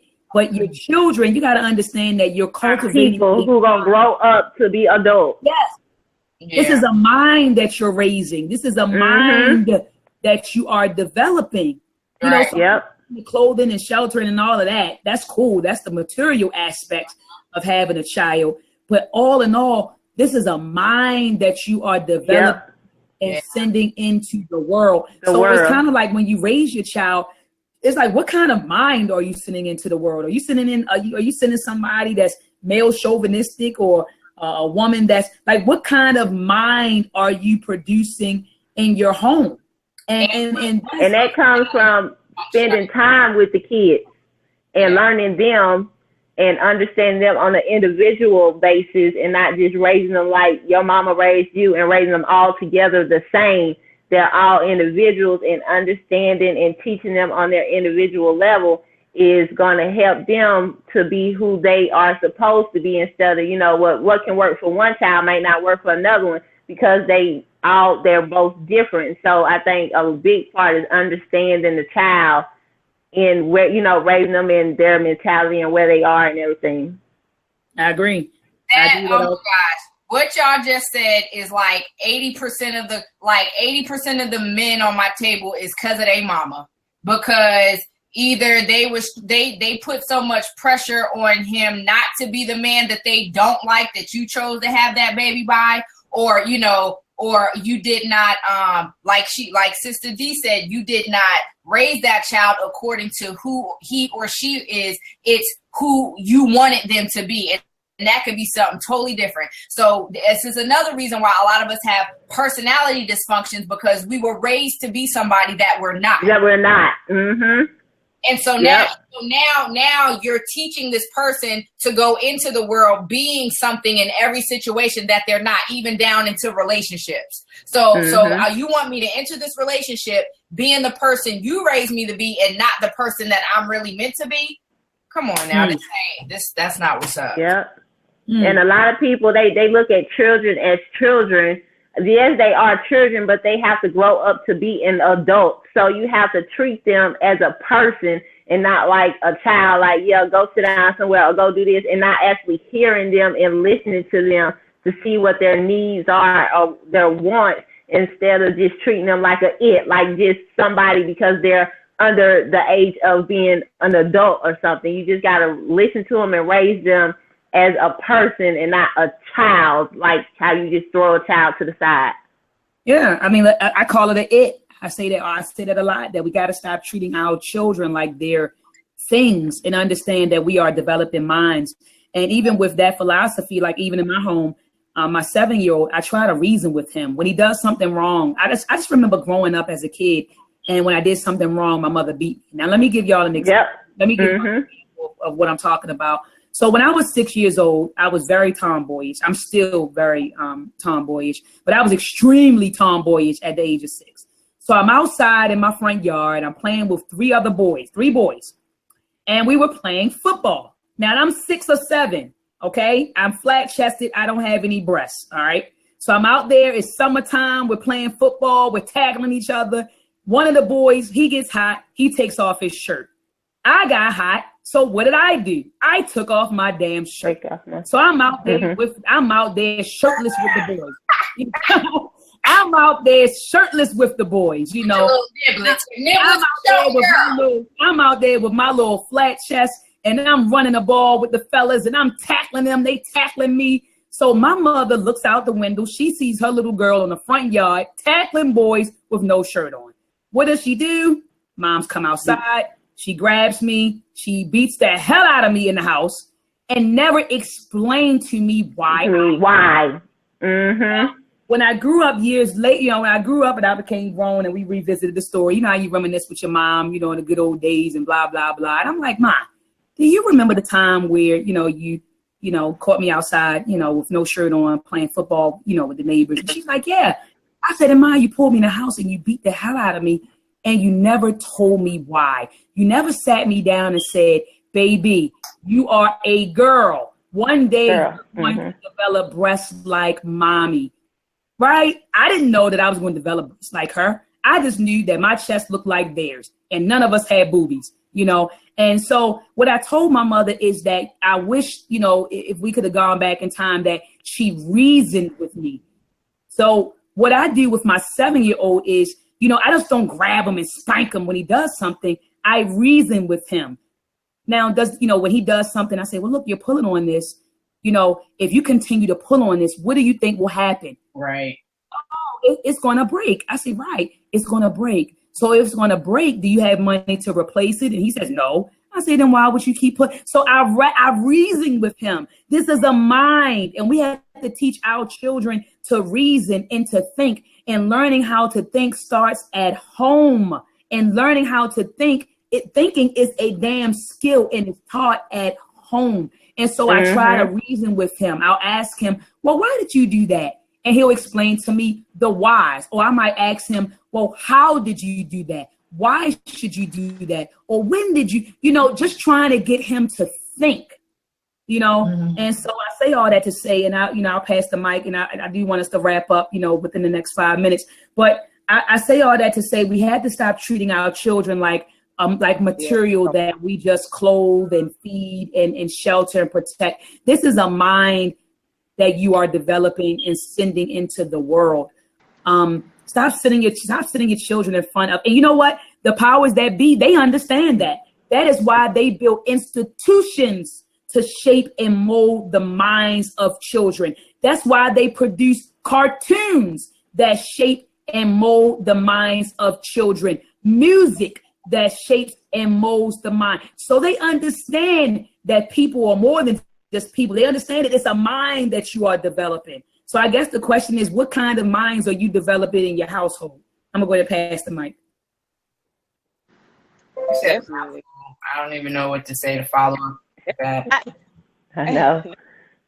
Well, I was going to say that, you know, and stop treating the kids like adults, and that when you think, my niece, I have to go get my niece, and one of the things she says is, y'all say things a lot, but I was like, well, how do you know so? Well, listen to how you say it. So she'll repeat back and phrase it back. I think as adults, we talk to kids like they are adults, like they literally really operate and do what we do, or they understand or how to operate the way we do, or we talk to them and get them to make decisions that they look and say, well, you're not thinking when you do stuff, and that was dumb, you know. Say that to you, you know. They'll say, hey, well, what you just did was. And so you think that, so when I think in terms of parenting, I don't have any kids, but I have my niece and nephews and my cousins with me all the time. And so initially when I had them, it was really funny because I would just be all militant as usual. And then I had to take a step back, like, okay, you know, these are children. They really don't understand what you're trying to get them to do. You really have to coach them into this. You really have to mentally coach them and cultivate their minds and teach them. And I just think when you said parenting classes, so very key. When we met with Les Brown Sharon and I, one of the ladies, she's in Cleveland, Ohio, and she's putting together, and I would hate to put out her actual idea, but anyway, she's putting together a class for young ladies home, and she's gonna pretty much teach the girls how to caretake a home, from the kitchen to the cleaning to everything. And she has a really cool, neat idea on how she's gonna line it up, because that's her clear concern is, you know, teaching the young babies. And I think talking to them on their level, because sometimes as adults we talk to them how we would handle the situation as adults, instead of thinking like, okay, let me talk to them on their level to get them to understand, because we'll get frustrated trying to, like, why don't you get this, thinking in an adult mindset instead of going to their level and talking to them and getting them to understand stuff from the mindset that they are at the age that they are. And when we do that, it helps them be more comfortable with us and easier to talk to us than to always be coming to them from an adult perspective, instead of talking to them on their level where they are. And I just want to say this last thing. You know, children in some aspects are way smarter than we give them credit for. And as a matter of fact, like, children are more closer to God than adults are. And we are. Yes, you learn so much from kids, much from the children. You do. And, I just got off a session with a sister, and where I read her child, and like just the way he's able to comprehend things, like at 3 years old, he knows about vaginas. He knows about menstrual cycles. You know, he knows about things that you would think a normal 3-year-old wouldn't be able to comprehend it. Back to what you were saying earlier, to treat a child as the individual and not who you expect them to be. And I want to say this last thing too, because it's happened to me, and I see it when it happens to parents, and then they get all mad and frustrated when your own child calls you out on your BS. Okay, so when as an adult you could do something and your young child is like, wait, hold up. That don't even make sense, because what you tell me, blah, blah, blah, blah, blah. So it's like you're teaching me what you're contradicting. And when that child calls you out on it, you want to shut them up and spank them. What are you teaching them at that point? You're teaching them that when they use their common sense, it's wrong. We gotta stop doing that. If you're going to be a parent, then accept when you mess up, accept when you appear as a hypocrite in front of your child. And if your child call you out on it, yeah, it's a way to say it without being disrespectful. But don't just sit up there and shut down their what they said. Don't sit up there and shut down like their common sense. Now you're punishing a child from using their common sense just because they used it on you. Come on now. And be able to apologize. It becomes a case by case. I think sometimes we take an overall act to be the end all be all to the actual behavior of the child, or even to adult for that matter. And like, okay, this person is like this. This is going to be them throughout. When in actuality, life is case by case, moments by moments, situation by situation. So it's you make on the spot corrections at the time, but you don't treat them like that for a lifetime.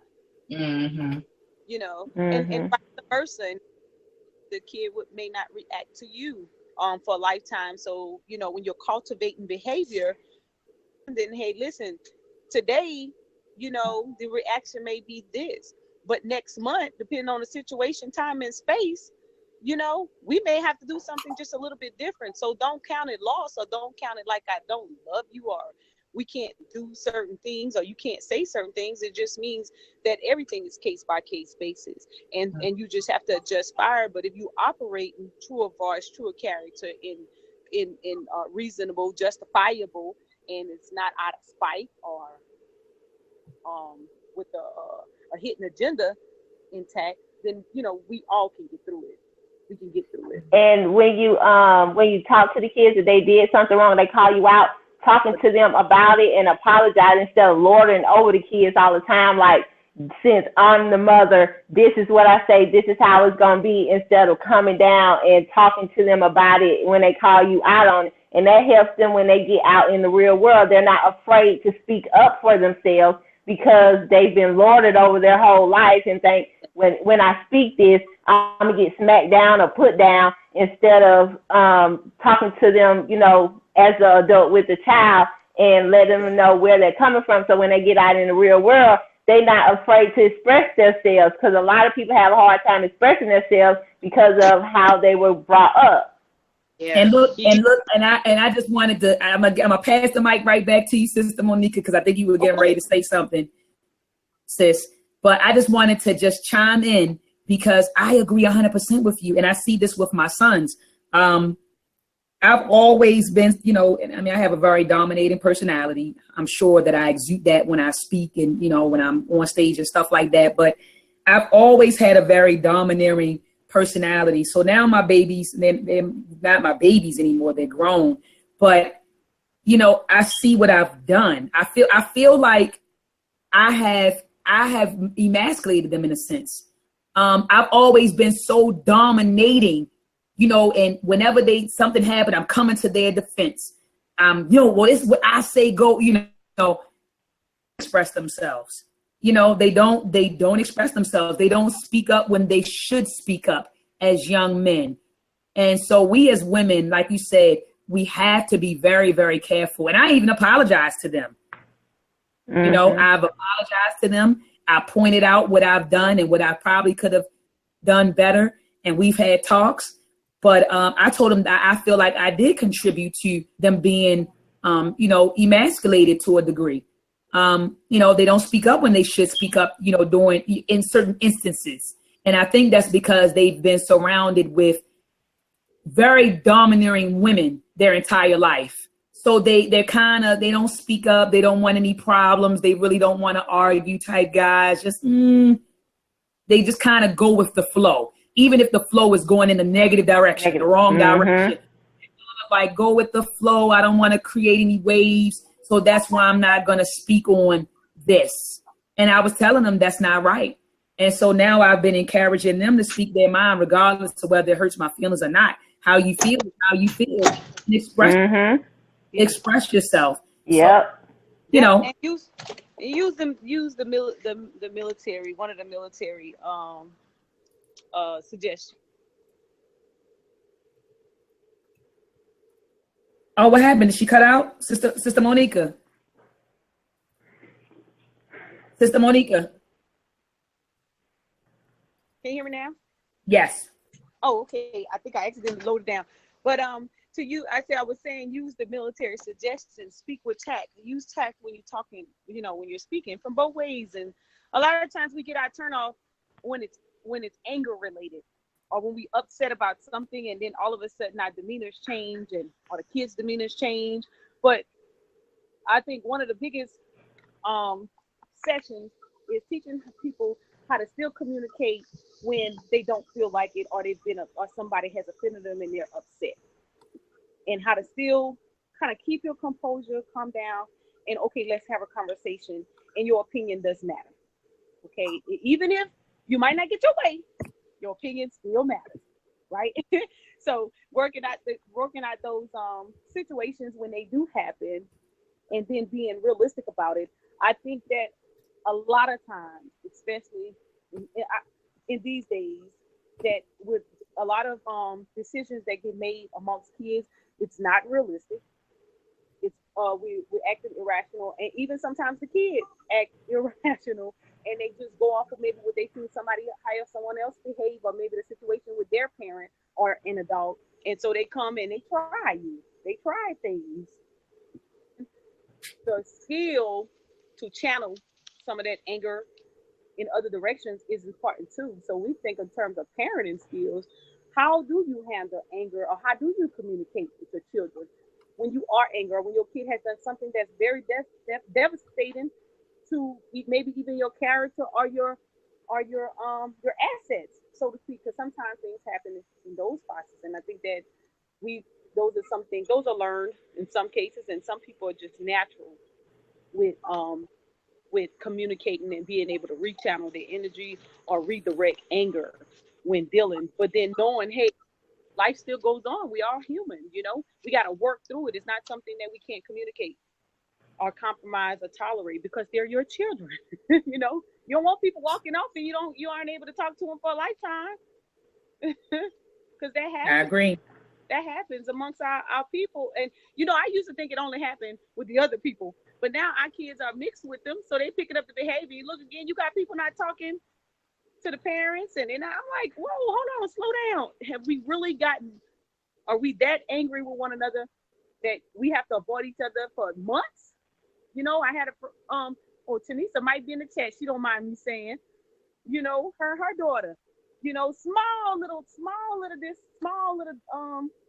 issue, and months went by, and it's crazy. We shouldn't have to do that. But then, like I said, on the child's end too, they have to accept. And when parents say certain things, you may not agree, but that don't mean you cut me off. We have to still be able to communicate it through. I agree with that. I enjoyed listening to you guys today. It was awesome. Well, we missed your presence, Sister Monica, because you were in like the first 5 minutes, and then you were gone. Whoosh. So I said, well, wait a minute. Sister Raziki, she hit me in the group chat. She was like, well, dang. She was like, what's up with Monica? Bye. Like, yo. You know what? I tell people I'm retired, but I swear I'm going to change my name. Like, where's Sister Monica, man, when you need her? Fire. Yeah. But, and I just want to leave with this one challenge. I challenge everybody today, because I just finished my post, to write something that you appreciate about the opposite sex. Because there's so many of us, there's mad posts about, women and men. So I would like, in efforts of good vibes, if you don't mind, just maybe today or tomorrow, I don't know. Well, possibly today. Just go on and just share with the world what you appreciate about men, and hopefully it will inspire men to be better. Men go on and say what you appreciate about women, and hopefully it will inspire them to be better as well. Okay, that's all I gotta say. All right. I love it. I love it. Yeah, I think that's a great idea. I love it. Thank you. I think that's a great idea. So I gotta give me a couple hours, Sister Riziki, because after I get off the show, I gotta pick up my folks at 3:40, and then I gotta do some grading. I was supposed to get this stuff in by Monday, and today is Wednesday. So, but I'm gonna do it. I'm definitely gonna do it. Absolutely. But I just wanted to show people this flyer right here. This is a flyer for an event that's coming up in Baltimore on Saturday, June the 10th, from 4 p.m. to 7 p.m. at the Temple of New African Thought. The topic is white oppression, Black trauma, an Afrocentric approach to healing, by Brother Minister Asar Winkler. This is a great brother. I call him my big brother in African spirituality. This is my big brother, and I will be there on June the 10th to support him. And I implore and encourage, anyone that's under the sound of my voice to be in the building. It says that Minister Asar Winkler, Afrocentric counselor, entrepreneur, real estate investor, online radio host, community organizer, minister, and spiritual servant of the Temple of New African Thought. And everything that is on this flyer, I know to be true. And so I just implore everyone to come on out and heal. Let's start our healing process together. Let's understand what white oppression is and what Black trauma is. And then let's adopt an approach. He said an Afrocentric approach to healing. And so we need to heal, and we need to understand what it means to heal. And so with the brother was going to be on the show. I don't know if you guys remember, about a week ago, but remember I had to cancel because I was getting ready to go out of town. So he was supposed to be on the show then. And then today, he and we were texting one another, and something was going on with, his computer. And so he was unable to do the show today. But next week, we definitely going to be talking about healing. What's the date for next week? May the 31st, guys? I think that's May the 31st, 10 days before his event. Yeah. So next week, I'll have him on the show, and we can touch on white oppression and Black trauma, and, touch on a little bit about what he's going to be discussing, at this event. I think he's in the chat room. Big brother, thank you for joining us today. I appreciate your presence as always. I wanted to go ahead. No, I wanted to go ahead, sis. Go ahead. Oh no, I was going to share my screen too, but I see about your military. I can go first. Always stand out. I know you go ahead. Go ahead first. Okay. So I want to share with the world a couple of things that I have going on. This name may throw you off, but it's for a reason. And it is called HORS. Okay, it stands for Wealth, Healing, Orgasms, Relationships, and Sex.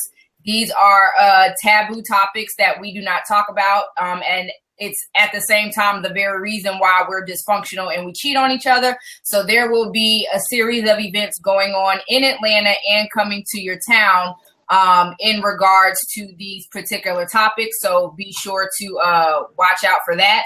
My next thing I wanted to share was my Awakening the Blueprint courses. The classes start June 3rd. These are the tantric courses that I was speaking about, as far as how to awaken the highest and best version of yourself. So again, we go over identifying and healing the counterfeit personality. Those were the personality dysfunctions that I talked to you about. Activating the houses of man and woman. Again, this is understanding what faculties in man and woman that need to be activated in order to become better complements to each other. We learn about genital reflexology for the non-orgasmic female or the male who may have certain erectile issues or whatever. We deal with table work and other topics as far as, the negative womb print, second puberty, the energy body, and the 5 major organs, and how that relates to your overall health and wellness. And then the last part is this brother in Ghana that I'm working with, called the Freedom Project. And this is a project that provides welfare, emotional support, traditional healing, education, training, apprenticeship, social enterprise opportunities, and cross-cultural friendship links as a means to prevent young people's vulnerability and becoming involved in the worst forms of child labor. So again, there's a lot of, work that needs to be done here and across, the seas in our mother continent. So again, if you want any more information, feel free to hit me up on my website, www.razikizafira.com, or hit me up on my Facebook. And that is it. How do I end this thing? Okay. All right, that's it, sis. I'll stop sharing. All right. All right, cool, family. Well, earlier today in the show, when I introduced myself, I said that I was the co-president and co-founder of Ed Anime Productions. And I explained that we create educational animation for children, but we, of course, target children of color. So it's for everybody, but the content in these animations are centered around children of color. And when I say children of color, I'm saying African children. Right now, we have a series called Meltrek available for children. Meltrek episode 1 is available. And in this particular episode, we are exploring ancient Africa. And the objective of this episode is to teach children that the origins of people of African descent do not begin with slavery, but with greatness. So we take you on an adventure around Africa. They learn about the Nile Valley cultures. They learn about the West African cultures, Central and Southern African films. So they learn the names of, great Black kings and queens, people who look like them. And so we have Meltrek episode 1 available. And now we have Meltrek 2 available. Let me put that on the screen. And if you look at the top, you look at the URL, it's at animeproductions.com. So this is Meltrek episode 2, and it's called Exploring the Pre-Columbian Americas. That is now currently being shipped. We have a lot of orders that we are shipping out. And so we're in the process of getting all of the orders out to brothers and sisters who have already pre-ordered this DVD, but it's available. We have it in, and we're working diligently to get it out to everyone. But this is Meltrek Exploring the Pre-Columbian Americas. Now, this episode, the objective of this episode is to teach children about the African presence in the Americas, prior to Columbus. So not only do they learn that, they learn about all the indigenous cultures, the Mayans, the Olmecs, Aztecs, and the Incas. And in this film, we're not making the claim that African people were the Mayans, Olmecs, Aztecs, and Incas. But what we are saying is that there was an African presence here and among them. So that's the claim that we're making in Meltrek episode 2. Please visit edanimeproductions.com to get your copy. This film is phenomenal. And I'm not just saying that because my family produced it. Meltrek episode 2, we've really stepped it up a notch. Sister Raziki, did you have the chance to watch it when you were in Atlanta? Okay, so I'm so glad you brought this up because I came in on the end, but I definitely am going to get my copy. But again, when you came and I saw the reaction of the children and how they were so, they really retained the information, that really made me excited to see them that involved in Meltrek. So I just want to again commend you on it. It was a good turnout at the bookstore.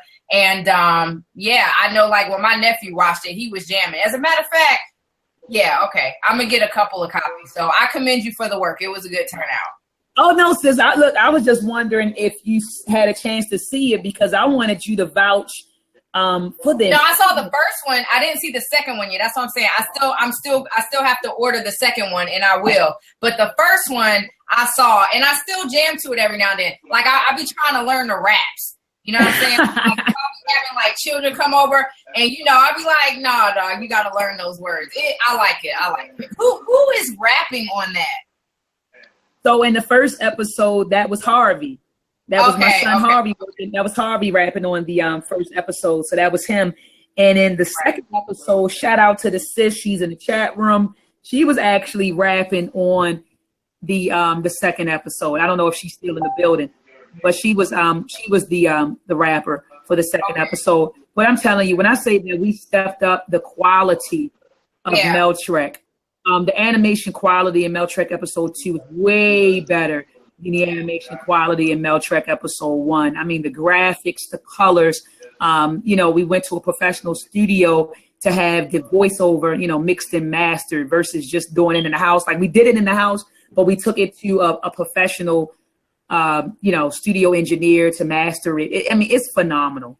It's absolutely phenomenal. And then in June, we're going to start working on Meltrek episode 3, exploring the African diaspora part 1.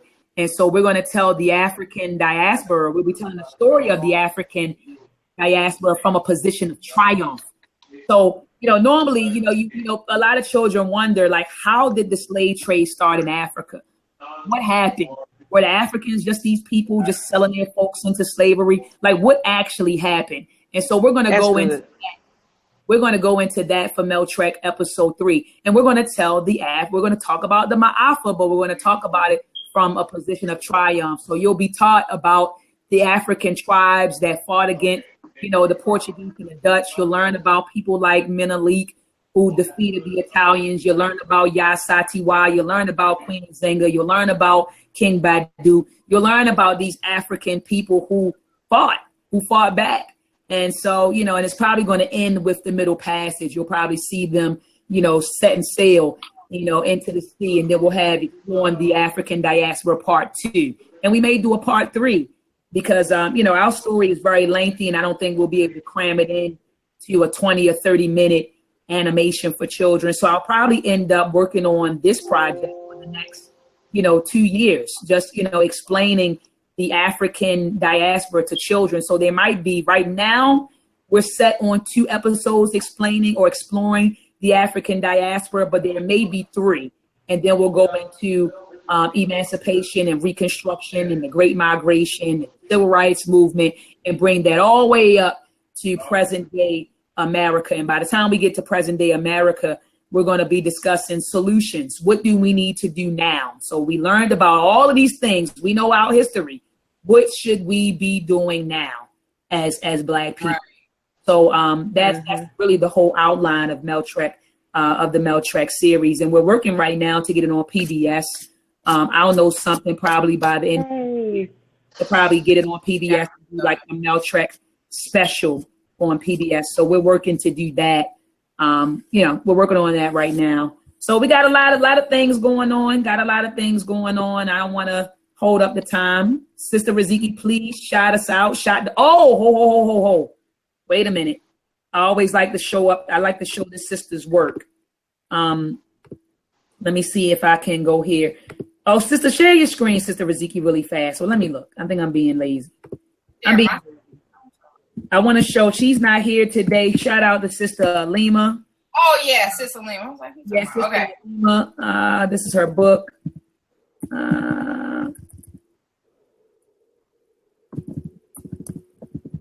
Is it Misconceptions of a Misplaced African? Hold on.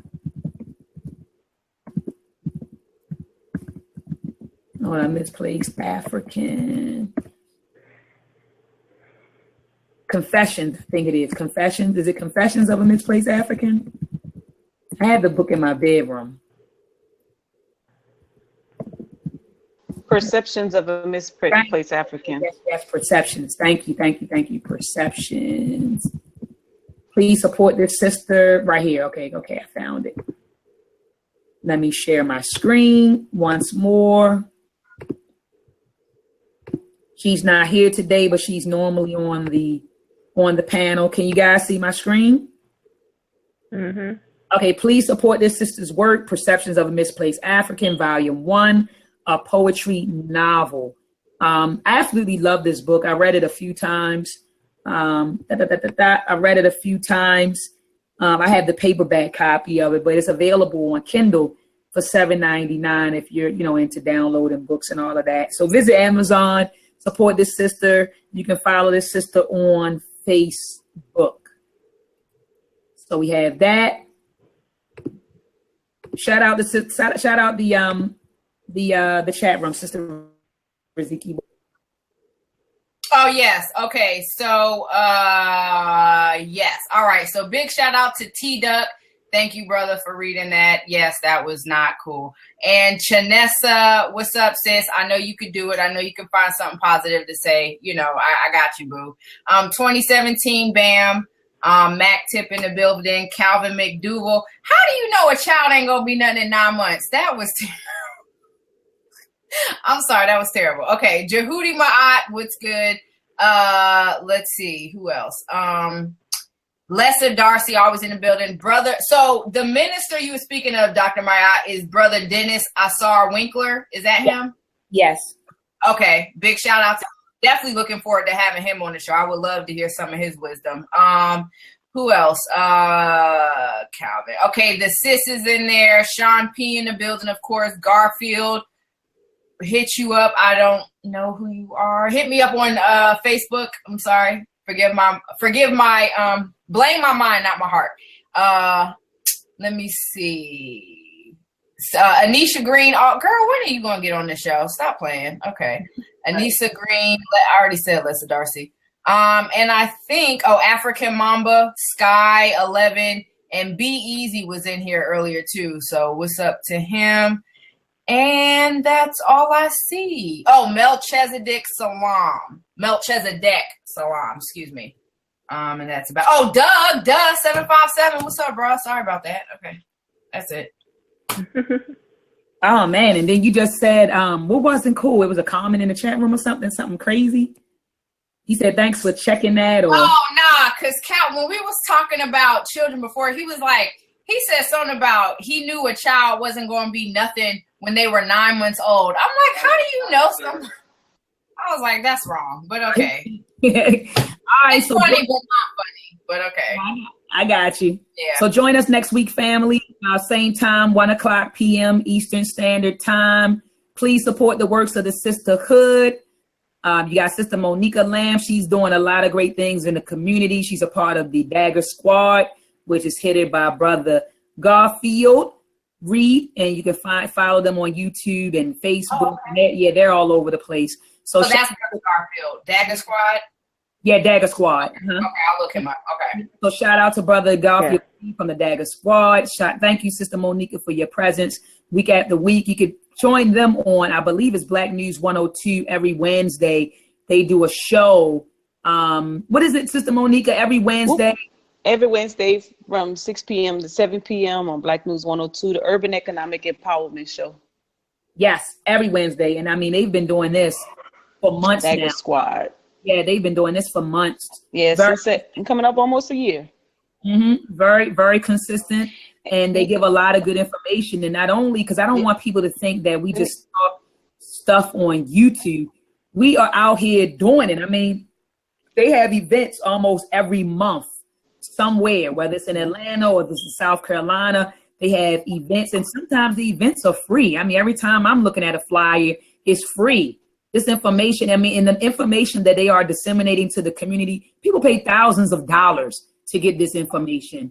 You know, people are getting charged for this information. People get charged. Do you know that people are paying?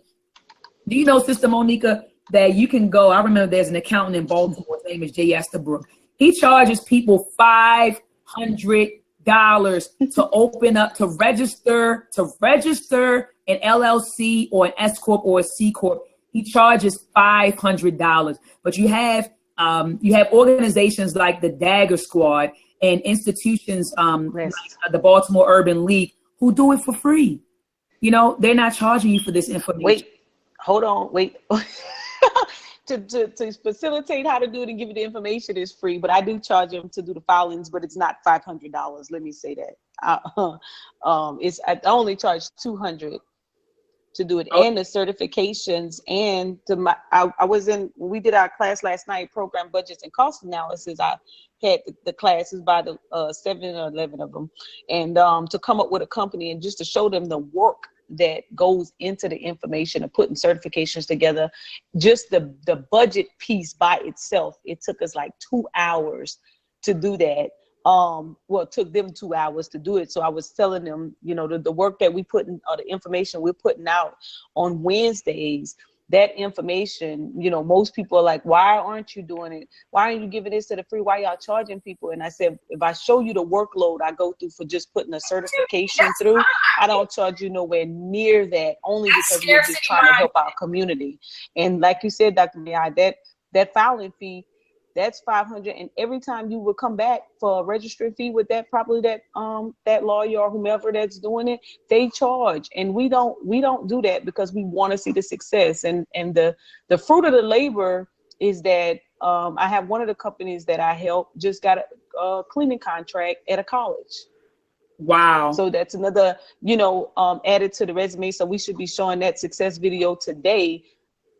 And then we have many others that are working on it. So yeah, I know a lot of people, they frown upon us charging people to actually do work for them. But if I show you what we do, like Sister Riziki gonna have a testimony in a minute when she see all that paperwork that came through. Yeah, that's why I don't mind paying you. I don't mind paying. But let me be clear. When I was saying paying, I'm saying those free seminars and forums that you guys put together. You guys have been doing that for free, Sister Monica. Yeah. So yes. I understand what you're saying. Honestly, believe that she should do what she does for free. Like, are you kidding me? No. I'm not saying that. What I'm saying is I know you. Yeah, what I'm saying is the information that they are disseminating to the community for free. People are paying thousands or hundreds of thousands of dollars to get that information, and they've been giving it out for free. When you tune into YouTube on Black News 102, that's for free. When they have these forums and these gatherings or conventions or whatever, I know they had a few of them. You had 2 of them, I believe, in Columbia, South Carolina in the last couple of months. I don't think you guys charged. And I think one event you charged and then you gave away a whole bunch of free stuff. So, we gave back what you gave us. Yeah, you just gave it right on back. So, people kill me with that. And I don't understand, Sister Riziki, why people feel like you shouldn't charge. And if I go over and beyond and I'm giving you personal services, I have to charge. This is my time that I'm taking away to help you. I could be helping my family or, charging somebody else. And so Black people came up with this idea that because we look alike, I'm not supposed to charge you for anything. It doesn't work like that. You pay for everything in life. I mean, everything costs. There's a cost associated with everything. But I just wanted to shout out, the Dagger Squad. Shout out to Sister Monica Lamb. Shout out to you, Sister Riziki. All the stuff that you guys are doing with Nature's Crown. Diet is very, very important. And I believe that in Nature's Crown, you guys, is this going to be the same? I know before, Sister Riziki, you had a business where you guys were selling like teas and so we kind of just repurposed it. So we're still into agriculture on everything, but with the government contracting we're doing with Sister Monica, it's still agricultural management, but we're also learning about waste management and technology waste as well, and landscaping. So we're still earth centered. We're still very much earth centered, but yeah, we just had to switch gears a little bit, but we're still going to do the teas, the greenhouses. Oh, and I wanted to share this too. Remember that sister I told you about who developed nanotechnology that was healing people who had the Parkinson's and stuff like that? So because we're working with her, I finally got one of the devices for my phone because this is something I'm on all the time. It bioharmonizes so that I'm not affected by electromagnetic frequencies. And this is a lot of the reasons why we're getting sick, we're getting headaches, we hear these buzzings in our ears because of all these electromagnetic frequencies that we're surrounded by. So of course, how I am, before I offer anything to the public, I test run it for myself. So this will be available via Nature's Crown soon, so that we could definitely start getting these in the homes and on the bodies of the people who need them. So yeah. So wait a minute. That device is for cell phones, and you could put it in your house.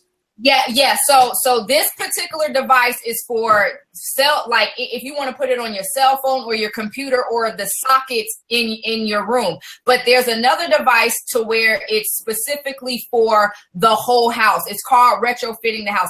That's the device that I remember would cost about $7,000 for the whole house. So not only does it help lower your bill, it helps bioharmonize the water and pretty much, the whole environment. there's a separate piece, which is this one. It sells for a little bit cheaper, but like, you know, some people who have laptops, they may put them on their stomach. You can literally start to feel that frequency, like, you know, effect inside your stomach. But when I start to use this, like I'm not affected as much anymore. And this lady literally invented this for this sole purpose. She noticed when she was around a bunch of electronics, her, you know, like she would experience like pain and stuff. So when she developed this technology, it bioharmonizes. So I'm not as affected by electromagnetic frequency as long as I have this device within 4 feet of my person. So I just decided to put it on my phone because it's something that I carry around with me all of the time. So yes. Let me ask you a question. How much does that cost? Because I would want one ASAP.